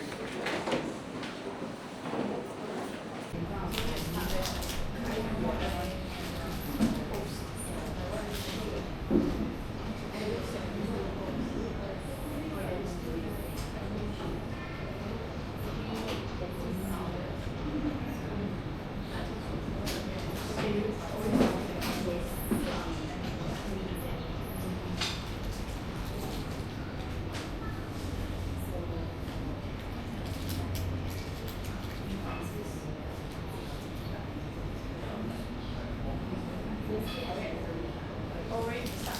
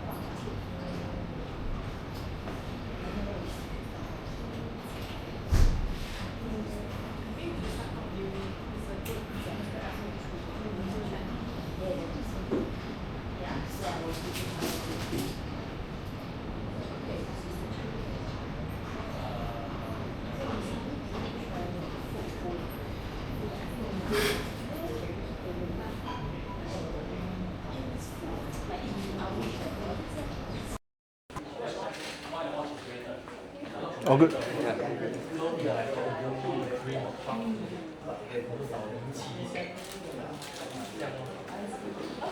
We can start soon. Yeah.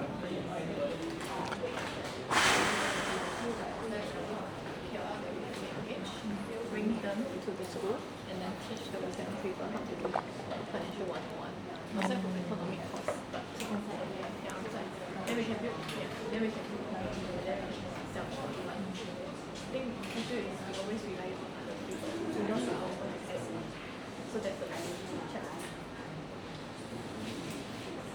Eventually we need to build our in-house.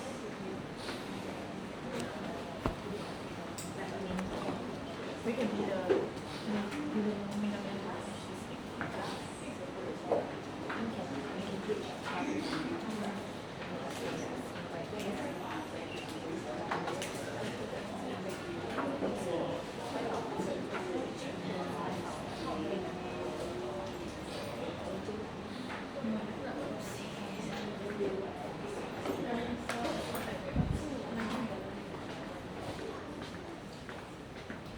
Jeffrey, you want to bring in and...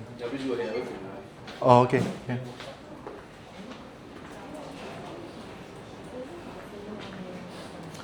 Okay, while waiting for some of the others to come back, over this section, how many of you are in a B2B business, online or offline?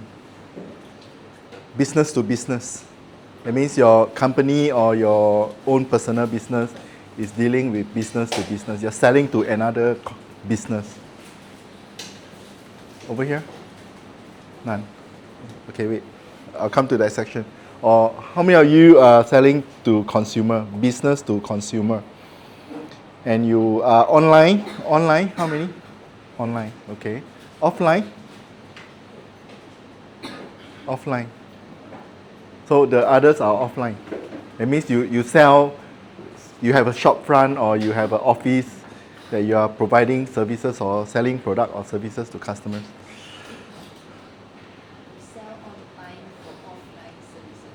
You sell online for offline services. Wow.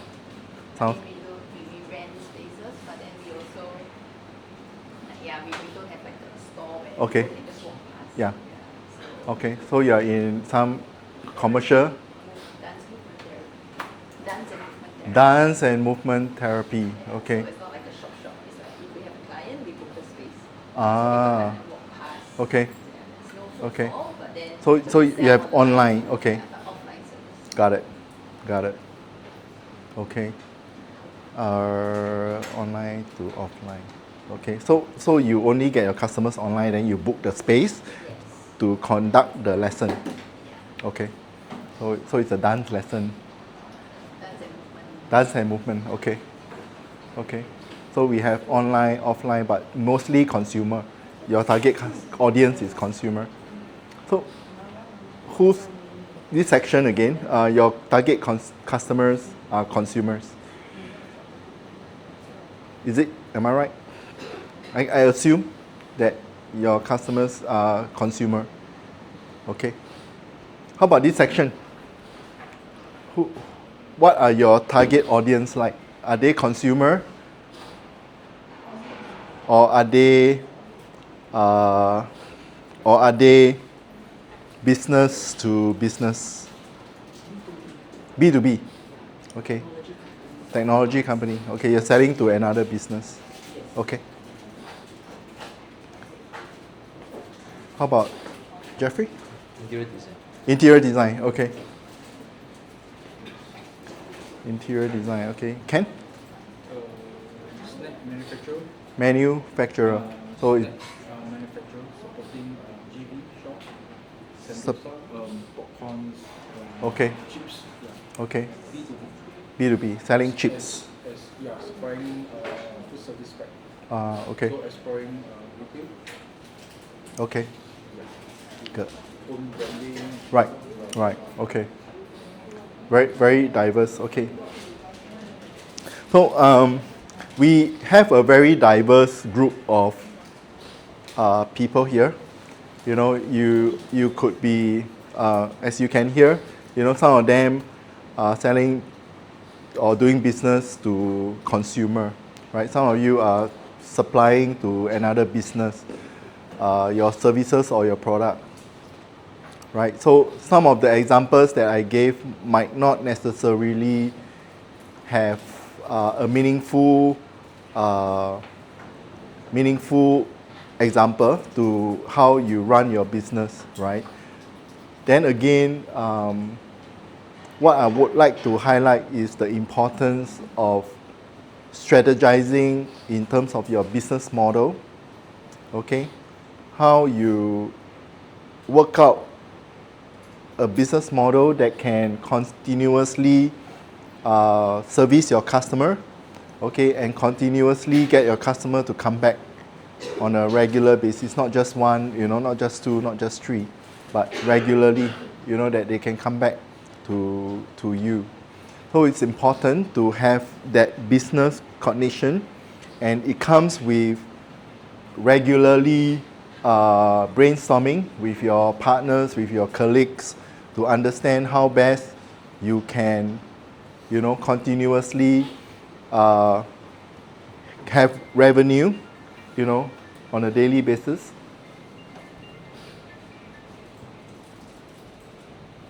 Yep, rather than just, hit and run.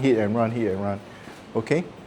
So the next few slides is basically for you and your colleagues or your partner, to really, or even if you are by yourself, because you know your business the best, to think about, how are you currently generating revenue? Where does your source of revenue comes from? And of course, if it is customer paying a fee, right? How do you then get this customer to be able to come back for a different kind of service or different kind of products, so on and so forth, right? So this is a time for you to think, and then for you to ask questions as well, to bounce ideas off me, to see how best you can grow your business, how best you can, execute your strategy or come out with a business model that makes sense to you. Okay? We will do this, we will take about 2 to 3 minutes for you to think through. How's that? Okay?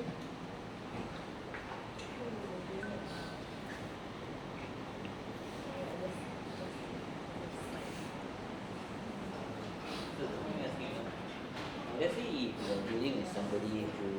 you're dealing with somebody, right, who kind of like their mindset refuses to change. Mindset refuse to change, okay? I mean, a lot of them are around. Yeah. Right? So how do you actually lead them to that particular direction? Yeah. Okay. Mindset is something that, depending on the age of that person and whether the character of the person as well, because if that person is very rigid, not flexible, not willing to have an open mind, it's usually very difficult to just tell them and expect them to accept until you can prove him wrong by doing it first.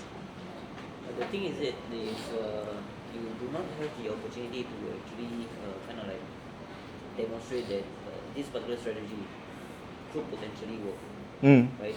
And why don't you actually utilize it? Take that shot. Yeah. Utilize it. Yeah. But it seems like a lot of them Yeah. Yeah.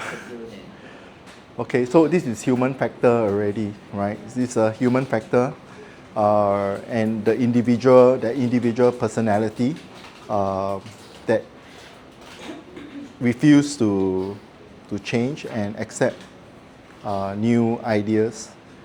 And usually, in my opinion, I would try 1, 2, 3 times, but anything more, I won't proceed to try again. Yeah, because it's the character of that personality, and it's harder to change that person Yeah, but it's easier to change yourself.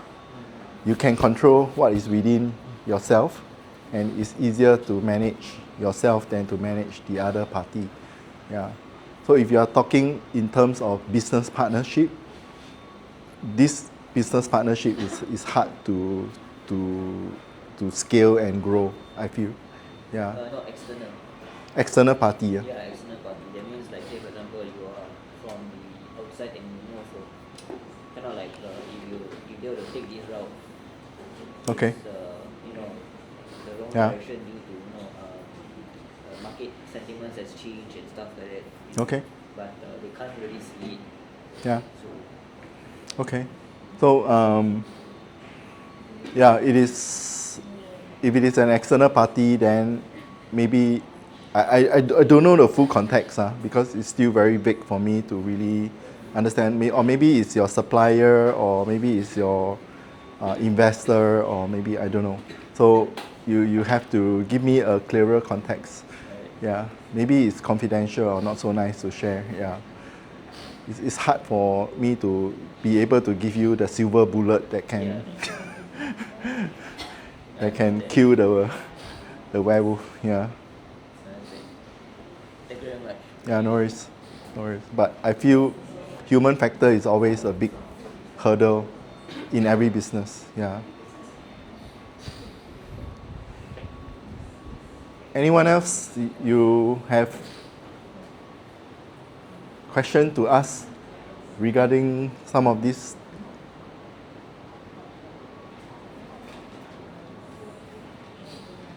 No?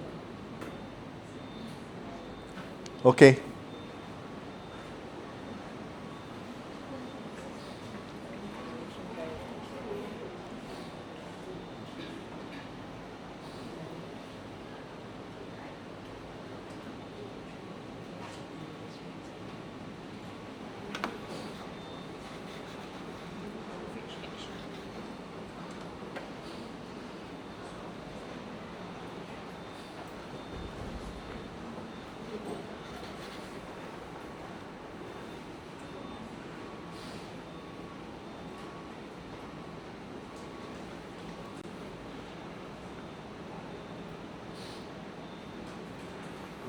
So this is a formula for you, okay, to reflect about, the value proposition framework.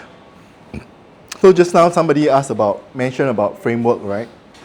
So the formula, we help our target audience achieve the outcome through unique approach.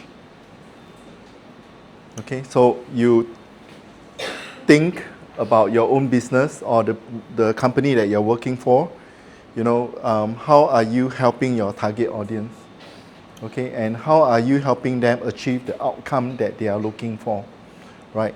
Through that unique approach that you all are thinking about or considering to execute in that plan to help grow that business or to help them improve their personal development, growth path, so on and so forth.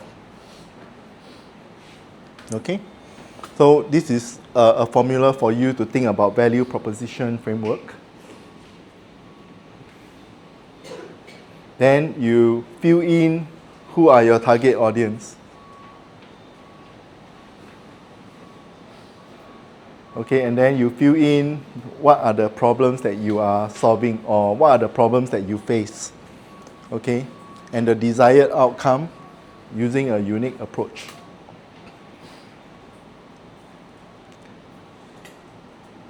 Anyone keen to share your business or the company that you work for?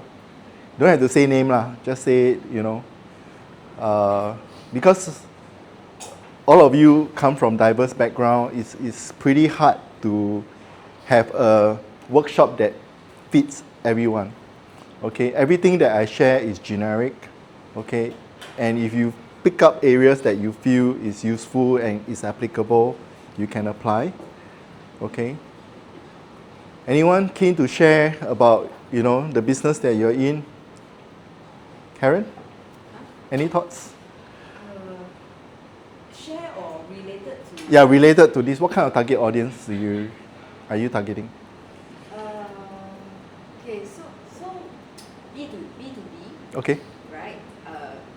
Tech also. I have just one question, right?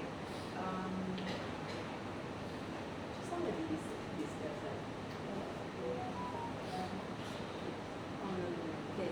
So I'm just. It's not really related to your slide. Okay. But I have this question in my mind, right? If I'm doing sales, right? Let's say for SAP. For?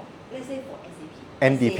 Let's say NDP. Okay. Then how can I be the top salesperson? Okay. So No, wait. What are you selling first? let's say SAP. Okay. Right? Okay, so then I will go to LinkedIn and look at all the tech salespeople to link up with them, right? But I'm not going to find SAP competitors lah. Yeah. Maybe like what you mentioned, system integrators Yeah. or selling cybersecurity. Consulting, yeah, correct. Right? And then I'm not sure whether SAP, do you guys give referral fee? Yeah. Likely, let's say somebody outside? No. Okay. I don't know. Usually they will refer you to their partners ecosystem. Yeah. Oh, okay. Correct. They refer you to their partner ecosystem and say, okay, you talk to say ISS Consulting. Okay, for example, ISS Consulting, they implement SAP, or you can talk to Axis Consulting. They are also another SAP partner that implement SAP. Yeah. Then SAP won't talk to you. They are too atas already. Yeah. So they will ask you to talk to so and so. They will give you contact and all that. But then you can engage the SI partner and then help them to close. Then you will get a referral fee. Yeah. Help the SI to close. Yeah, correct. Oh, no, I'm saying assuming I'm working for SAP. Oh, okay. Assuming. SAP don't give out referral fee. I don't know. As in you work for SAP as a. Then I managed to BD and then there's I know okay. a lot of salespeople who can Okay. refer to me rather than my colleagues. They don't. They don't. Yeah, within SAP, if you have a opportunity, you talk to their account manager that managing the account. Yeah, they say, hey, I got this opportunity. You know, I can help you close, or I know somebody in this organization that need SAP. Yeah. So this is more of channel sales. Yes, correct. No, what I'm referring her to is to go to a channel partners. Yeah. Going to channel partners. Yeah, go to the. SAP don't close the sales. They do. For enterprise account managers, they go direct. For smaller account, they go through a channel partners. Yeah. Okay, I see. Okay. Yeah. So just now one of your slides shows about the business model. So like that, working under SAP, it's not very flexible, it seems to be. Yes, right?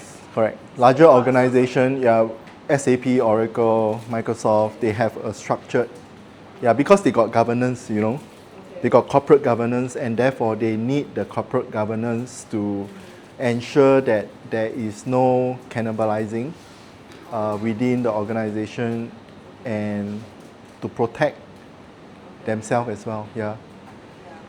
So thank you for answering my question. Yeah, no worries. Anyone else? Yeah. Since you're talking about SAP background, Yeah. is there a difference between partner marketing and channel marketing?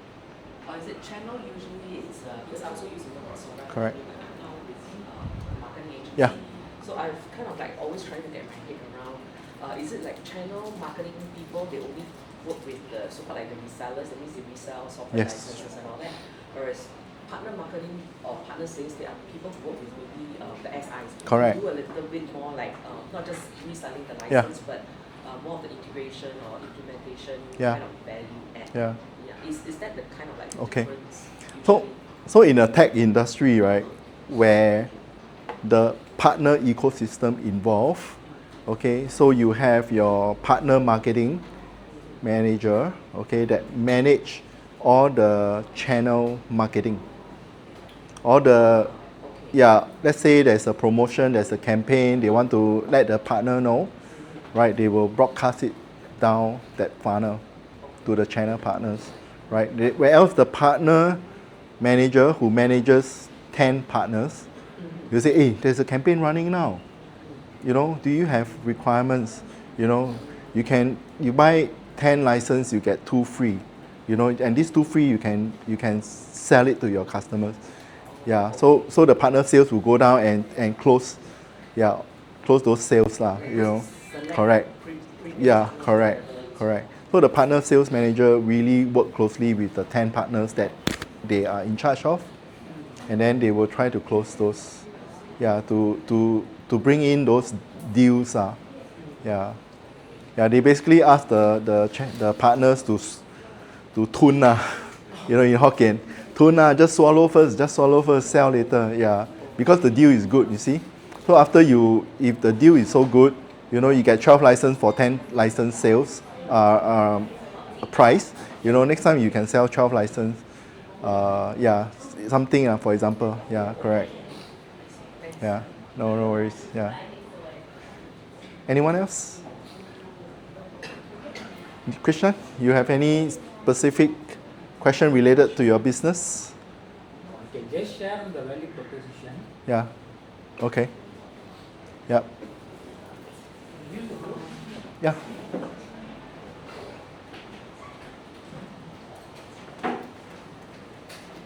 Okay. Ladies and gentlemen, this is Krishnan. Yep. First of all, thanks to the academy and also Jason for the opportunity. Yeah. I'm in the business of white space consulting. Business consulting. White space business. White space consulting. Okay. Because for the organization there are only 2 tickets.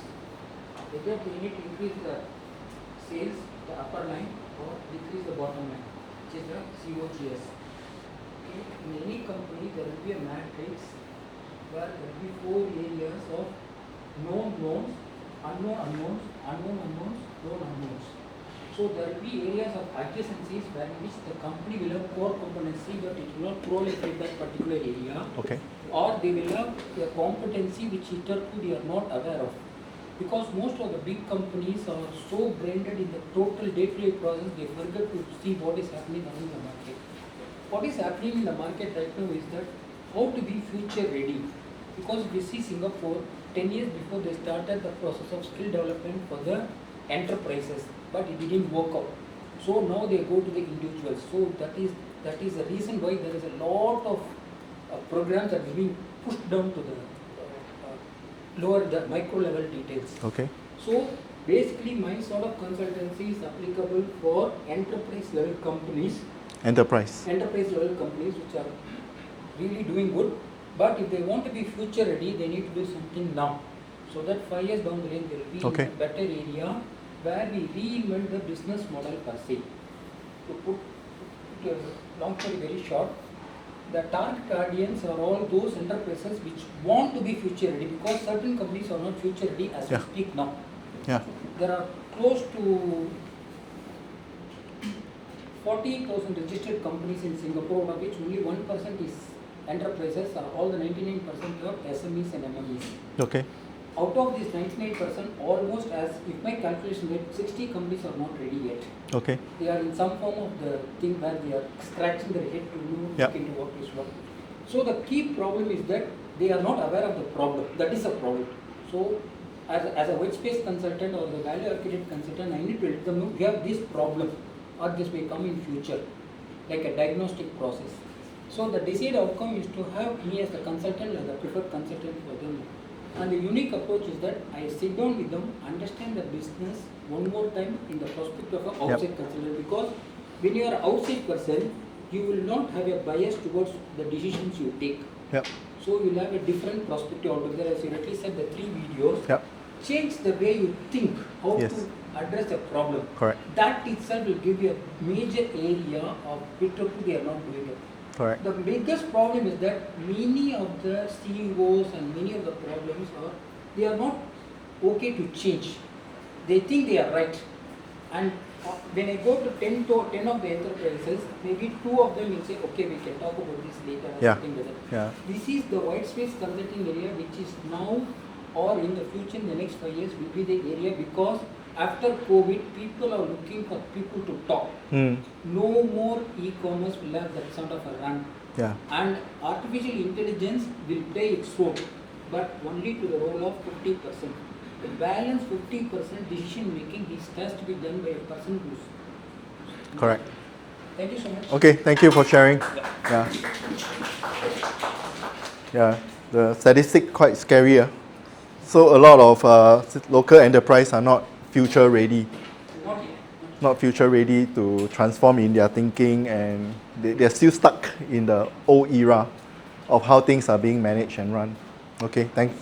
Thank you for sharing. Okay, so without further ado, let's move on.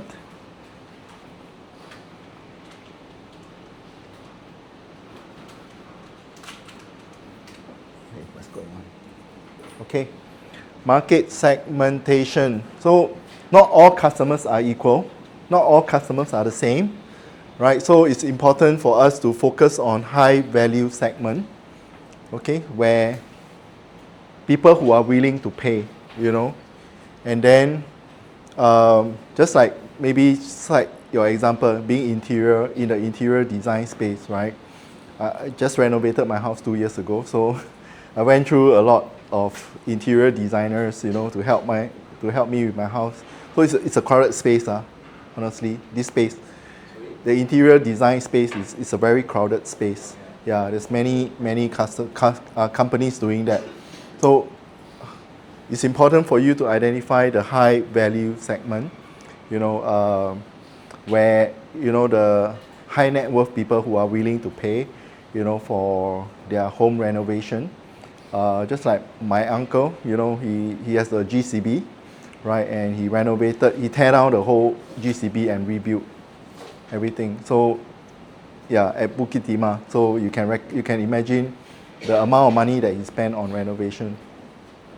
Yeah, so also look at, you know, area where high growth potential is. So don't devalue yourself, you know, just because the market is crowded. Instead, you want to look at how you want to segment yourself, and your profile is important.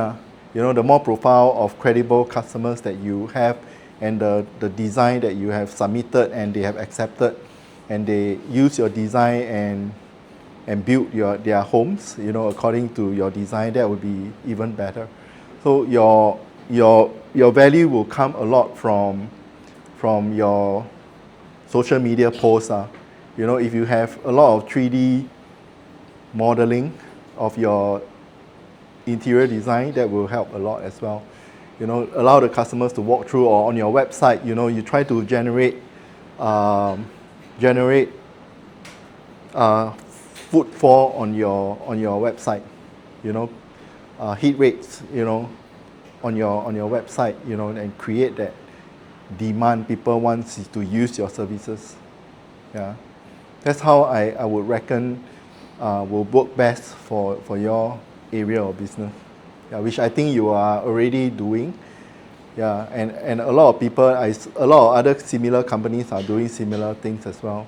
So it's just how do you then come out with a unique structure or a unique promotion or campaign, you know, that can attract people to use your service.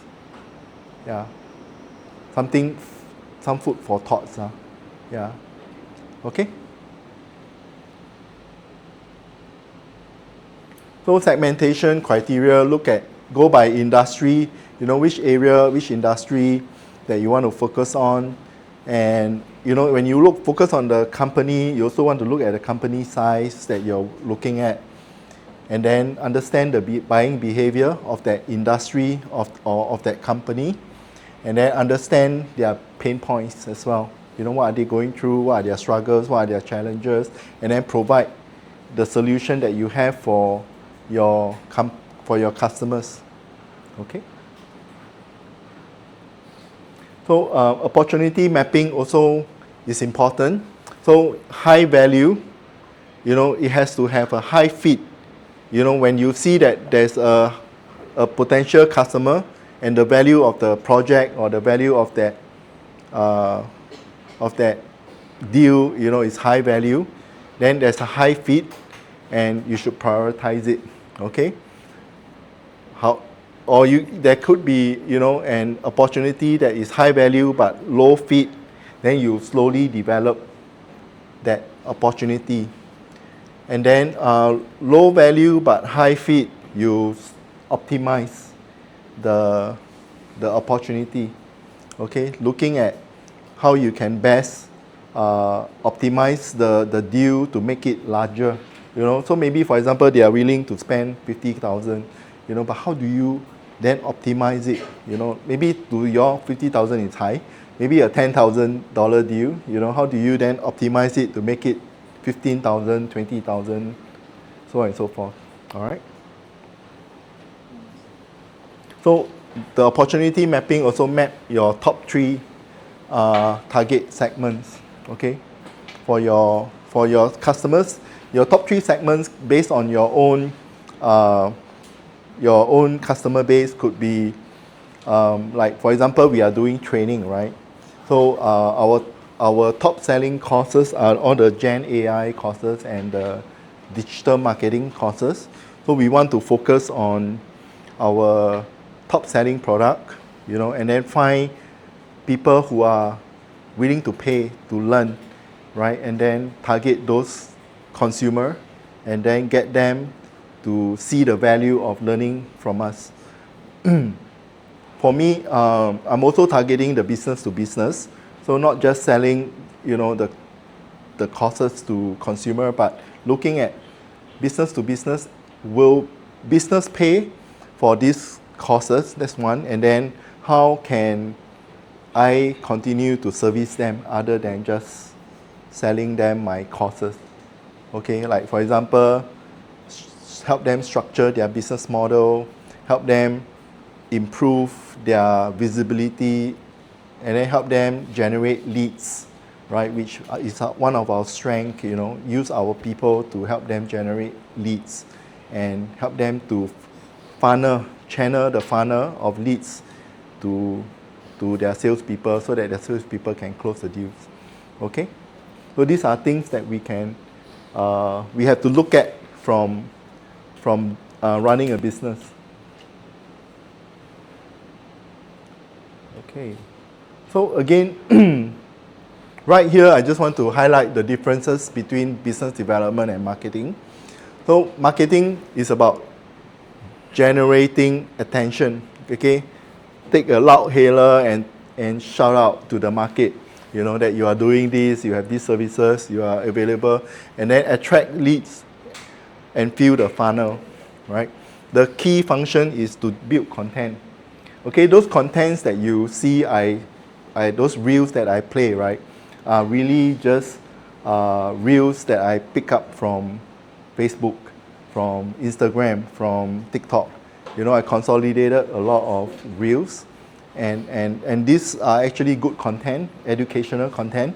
I even share it with my own kids, you know, so that they learn, you know, from what. And the graphic is nice, and they use AI to generate all these graphics, which I feel that you all should, you know, those who are in business should leverage AI. Some might need you to pay for subscription, pay, you know, claim it from your own company, you know, that you are using it to generate demands for your company, right? And then the marketing also do lead nurturing, right? And then over there, the business development, what they do is to build trust with the customers, turn the leads into revenue, and then they do client relationship. They do a lot of handshaking, meeting up with customers, building friendship, consultative engagement, deal structuring. Okay, so this is an important combination of marketing and business development working together, you know, to have a predictable and sustainable revenue. How in terms of GTM strategy, The roles and the function, is it? Between the three things, Yeah. sales, marketing, Actually, marketing is actually most of the time behind the computer, behind the desk, strategizing, planning, running out the content, developing the content to. but sales also has a role that detail strategy. Yeah, correct. Because earlier you mentioned sales and BD, now it's Yes, correct. Marketing and BD. all three functions, how does it, The function, how is it different? in terms of ownership and responsibility? Ownership and responsibility, okay. Ownership and responsibility, as you can see the functions here. Yeah, they build content, they build campaign, they run campaign, they have a calendar of events that they want to do in Q1, Q2. Yes, correct. Marketing will do all this planning. Yeah, they will strategize, they will plan all these things.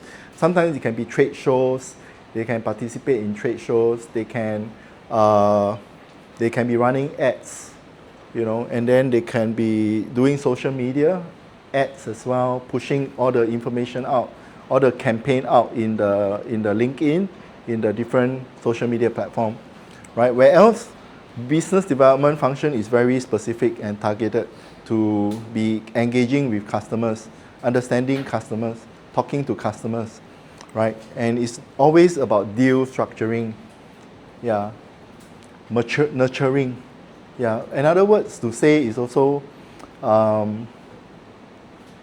okay, I shouldn't confuse you all, but anyway, it should help the company to be able to draw the deal closer to closure for the business development. All right. Okay, next 20 minutes, I'm going to just talk about brand marketing strategy. Okay, so aligning your brand identity to market demand. Okay, branding is a strategy that all companies need to have. Okay, what is your core identity of your company's brand? When people look at Equinet, what do they see Equinet as, for example? When they look at BMW, what does BMW means to the consumer driving it, right? What is the core identity? And then brand strategy and core identity requires you to craft out your purpose, your positioning, and what you promise to your customers, right? And then develop a unique value proposition, USP, okay? Clarify the why behind your brand. Okay, that's important. So the core function for a brand strategy is to run ads, content, social media, events, okay, to the customers to generate demands. Okay, and then short term to mid term, usually it's short term to mid term, high levels, it does not convert the customer, but it is basically about mind share. Okay, my ex-boss ever tell me, you know, in order for your business to grow, firstly you need to have your mind share. People need to know who you are, who are you, your identity. Okay, then after you get your mind share, right, people know, okay, your brand already. They know that your brand is a good brand, it's a trusted brand, it's a reliable brand. And then what will happen next is sales will come. Okay, that's where you start to gain market share. So from mind share to market share is a journey. Then from mind share to market share, the next share is the heart share. Okay, what is heart share? Heart share is about getting customer to talk about you. You know, hey, I got this from company ABC. It's really good, and their service is fantastic. So when you buy from Shopee or Lazada or from any other e-commerce platform, do you hear them asking for your review? Right? Why? Getting the review is basically to get the heart share. Right? People like the product. When they receive it, they say, wow, it's good, man, the quality is good. The sound quality, for example, if you get a headphone, right? The headphone quality is good. You know, the sound come out is good. You know, I really love the audio effect, so on and so forth. So when people give review, you are actually trying to get their heart share. So when they get your heart share, then your business will be able to generate. Because when I buy something, I'll always look at review one. Do you all look at review when you buy something online? Right? You look at the review, and that review actually gain the heart share of the customer, and they will come back, and other customers will buy based on the review. Okay, here I want to just share 3 videos, and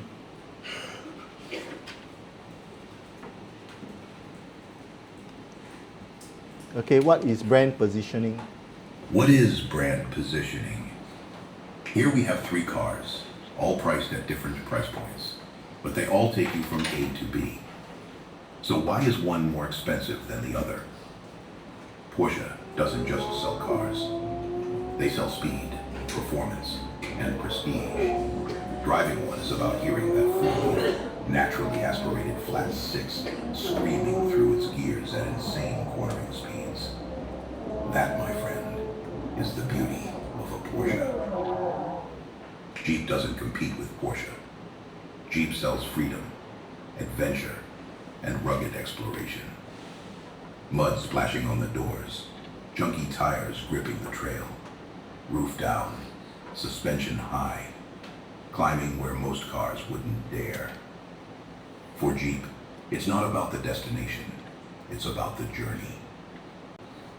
Volvo doesn't chase speed or adventure. Volvo sells safety, security, and peace of mind. It's the reinforced cabin, the seatbelt innovations, the quiet hum of an engine built for reliability. It's driving through a storm with confidence. It's the reassurance of crash test perfection and the calm of knowing your family is safe. If you buy a Volvo, you buy peace of mind. Same industry, same function, but 3 completely different positions. What justifies these price tags is not the car itself. It's the story each brand owns in your mind. That's the power of brand positioning. It's not about the product you sell, but the story you tell. But the real question is, what story do you tell? So what story do you tell in your business, in the companies that you work for? What story are you crafting out for your companies that you work for? Think about it, all right? It's important that we position ourselves not just based on price, but also based on the story we want to tell our customers, so that that identity is stayed with us, or stayed with them, sorry. Okay, let's look at the second example. Why do you pay more for the same thing? Water is free, but people pay $2 for Evian, and it's worth $1.4 billion. Coffee at home costs a couple of bucks, but people pay $5 for Starbucks, and it's worth $39 billion.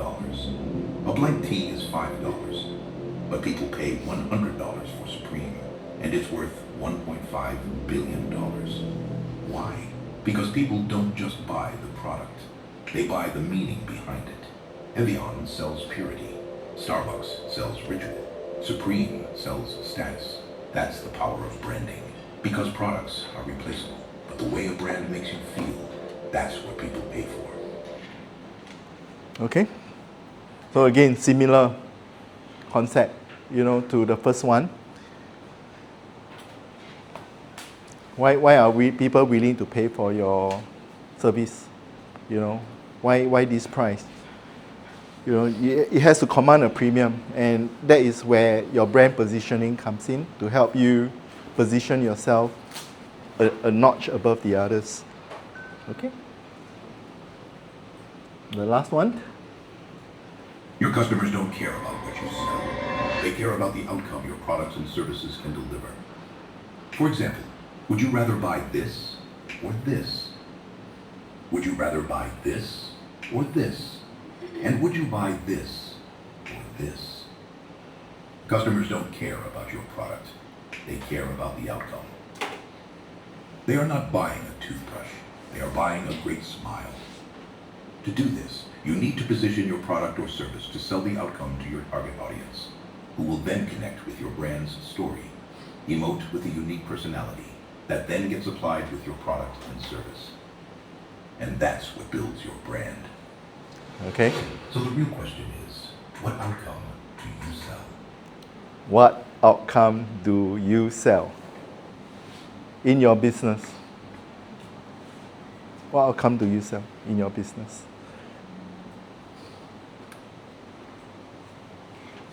Being able to understand financial literacy. Yeah. Okay. To be able to understand financial literacy. Okay. So what outcome do you sell in your business? Jeffrey, what outcome do you sell? Sorry? What outcome do you sell in your interior design service? We sell peace of mind. Peace of mind?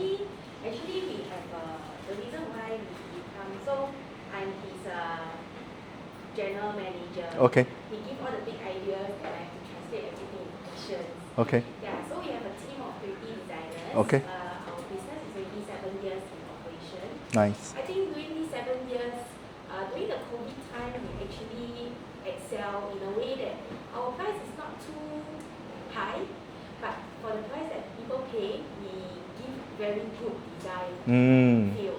Wow. So then, because during the COVID time, there's a lot of transactions. Yes. Yeah, so our business actually grew during that time. Wow. Then the last 2 years, the transaction actually become a little bit more peaceful. Yeah. And also during the, because good ideas now, so a lot of ideas are also doing the same thing. Yeah. So we are in a very saturated market. Yes. The minute you go into social media, everyone is looking at good design. Correct. But actually, over the last, I think 4 years, we also work a lot on our delivery to our clients. Correct. So actually, on top of just selling and doing the renovation, we actually have very, very strong back-end support. In terms of after service, we even have our back-end operations executive who will handle all the, maybe 1 year later, 2 years later, that kind of issue. For some of the lead designers, they have a lot of projects, he's also the right-hand man for them. So no projects go delayed or overlooked. So this is something that we are very proud of.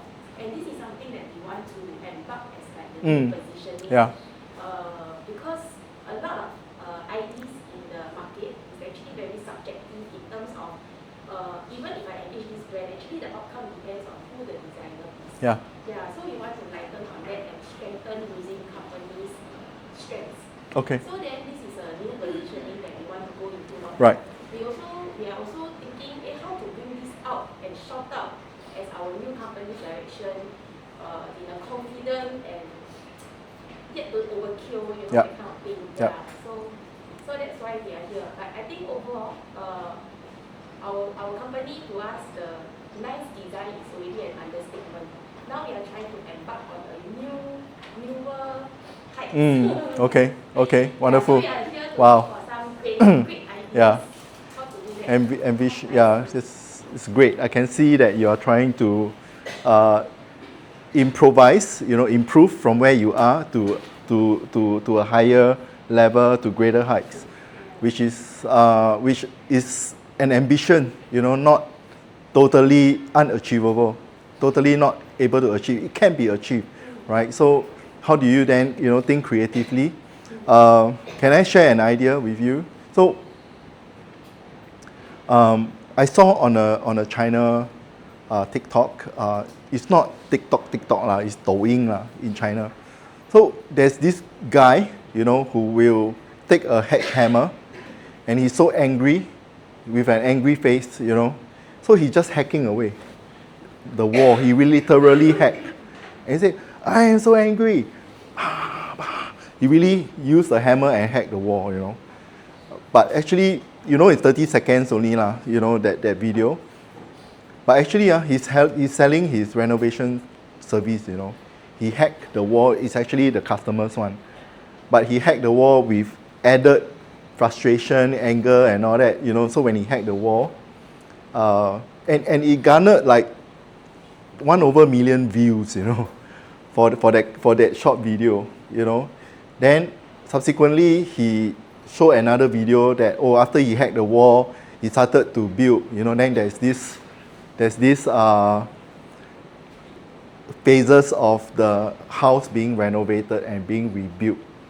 And the end result is like, wow, people actually sees how the house is being built or rebuilt after the hacking is being done, how the home is being renovated, and how they push in those things, the cabinet, the woodwork get done, the carpentry work get done, the wet works get done, and step by step, it shows how it's being built up.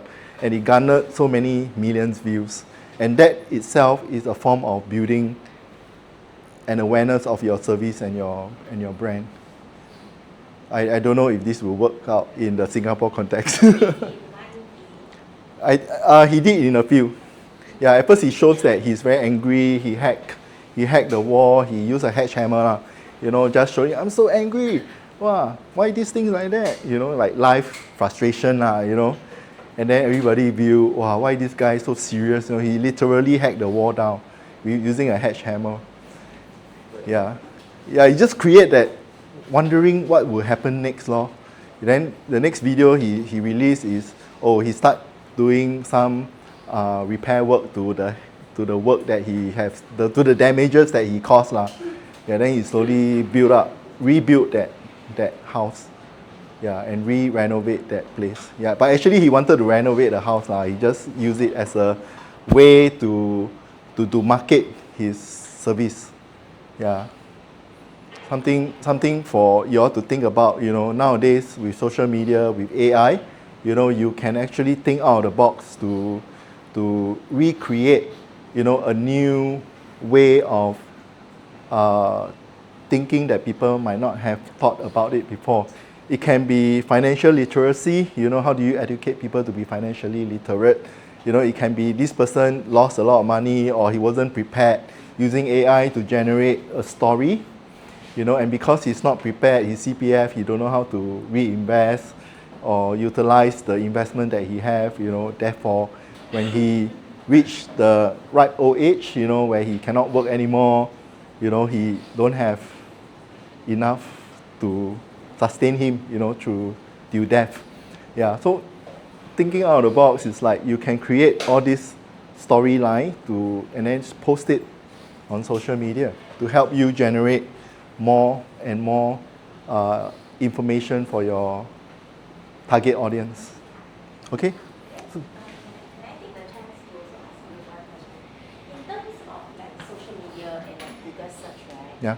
Has there been like market research on like the trust level between the different platforms of The trust, yeah.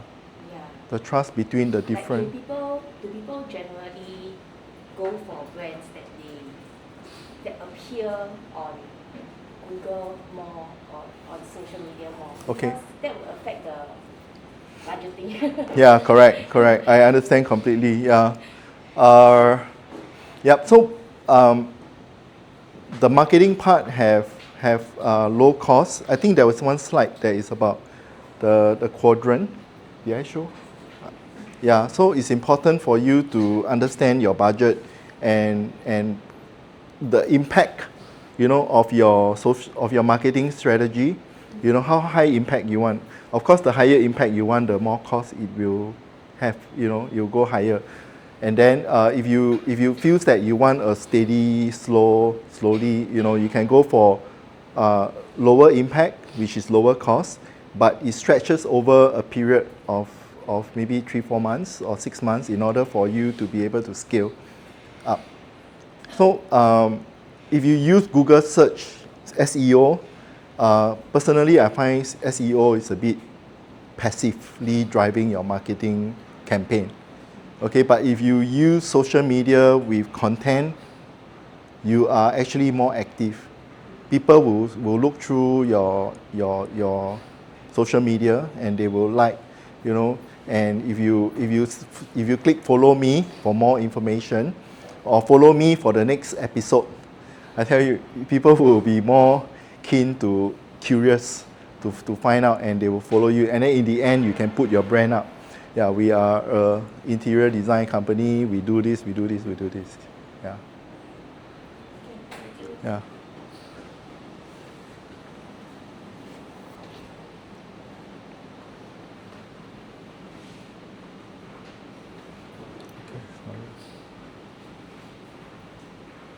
Why do you pay more? Your customers don't care. Okay.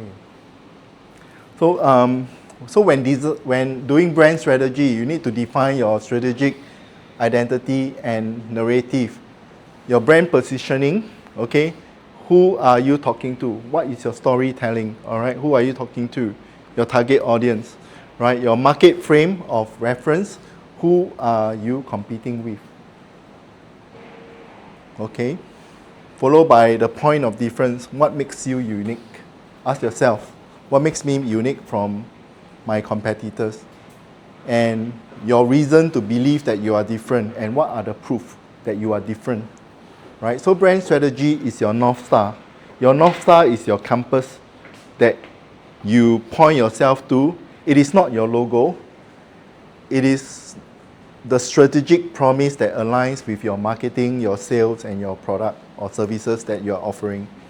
So it's important to think brand positioning canvas, define the core promise of what you are offering to your customer. Okay? Then your strategic narrative, draft your narrative, write a 1-paragraph story that explains why your brand exists. Right? Okay, so this is something for you all to think about. I will share the slides to you all via email because you registered your email with us. So I did tell them to send a PDF copy. Okay. Yeah, so this is the part that about your marketing strategy. Okay, low impact and high impact. So what are the low impact? Low impact are the search engine optimization. You use SEO or use search engine marketing, right? And then you either it's low cost and high cost. So when you start with low SEO is just low cost, easy to use, easy to leverage, and then you go to pay per click, right? Pay per click means every time somebody click on your link or on your logo, right? It costs money. Okay, but the impact is still low. Okay, where else if you use LinkedIn is a very balanced method of marketing. If you use your B2B marketing, or if you use Facebook, Instagram, or TikTok, to target your consumer. Then email. Okay, you need to buy database, and you need a lot of time to clean up your database, and then send a blast email out to your target audience. Okay, the cost of acquiring database can be high to do that. And then or you run events. Okay, run events, or like you run a workshop, inviting people to come for the workshop to listen to the services or listen to a particular thought leadership of something, right? Then you need to book the place, you need to prepare food, you need to all these are high cost, not cheap, at least 2-3K to book a restaurant, a section out one part, for you to use 3-4 hours. Okay, then your messaging hierarchy, okay, proof points and data, right? Which we mentioned earlier.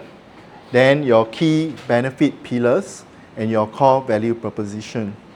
Then something for you to think about is your channel prioritization. Select the top 3 channels for your specific blue and red ocean strategy. Then your messaging framework, draft the key messages for each of the channel. Which channel that you are using. Either if you are using search engine, or you're using emailing, or using LinkedIn or social media platform. Okay, these are channel for you to use, and your messaging must be consistent. Okay, this is my last slide. Okay, thank you for your time. We are about right 5 p.m. So can you give me your feedback regarding the topic today that you hear from me? Okay, only when you complete the feedback, then you get your e-cert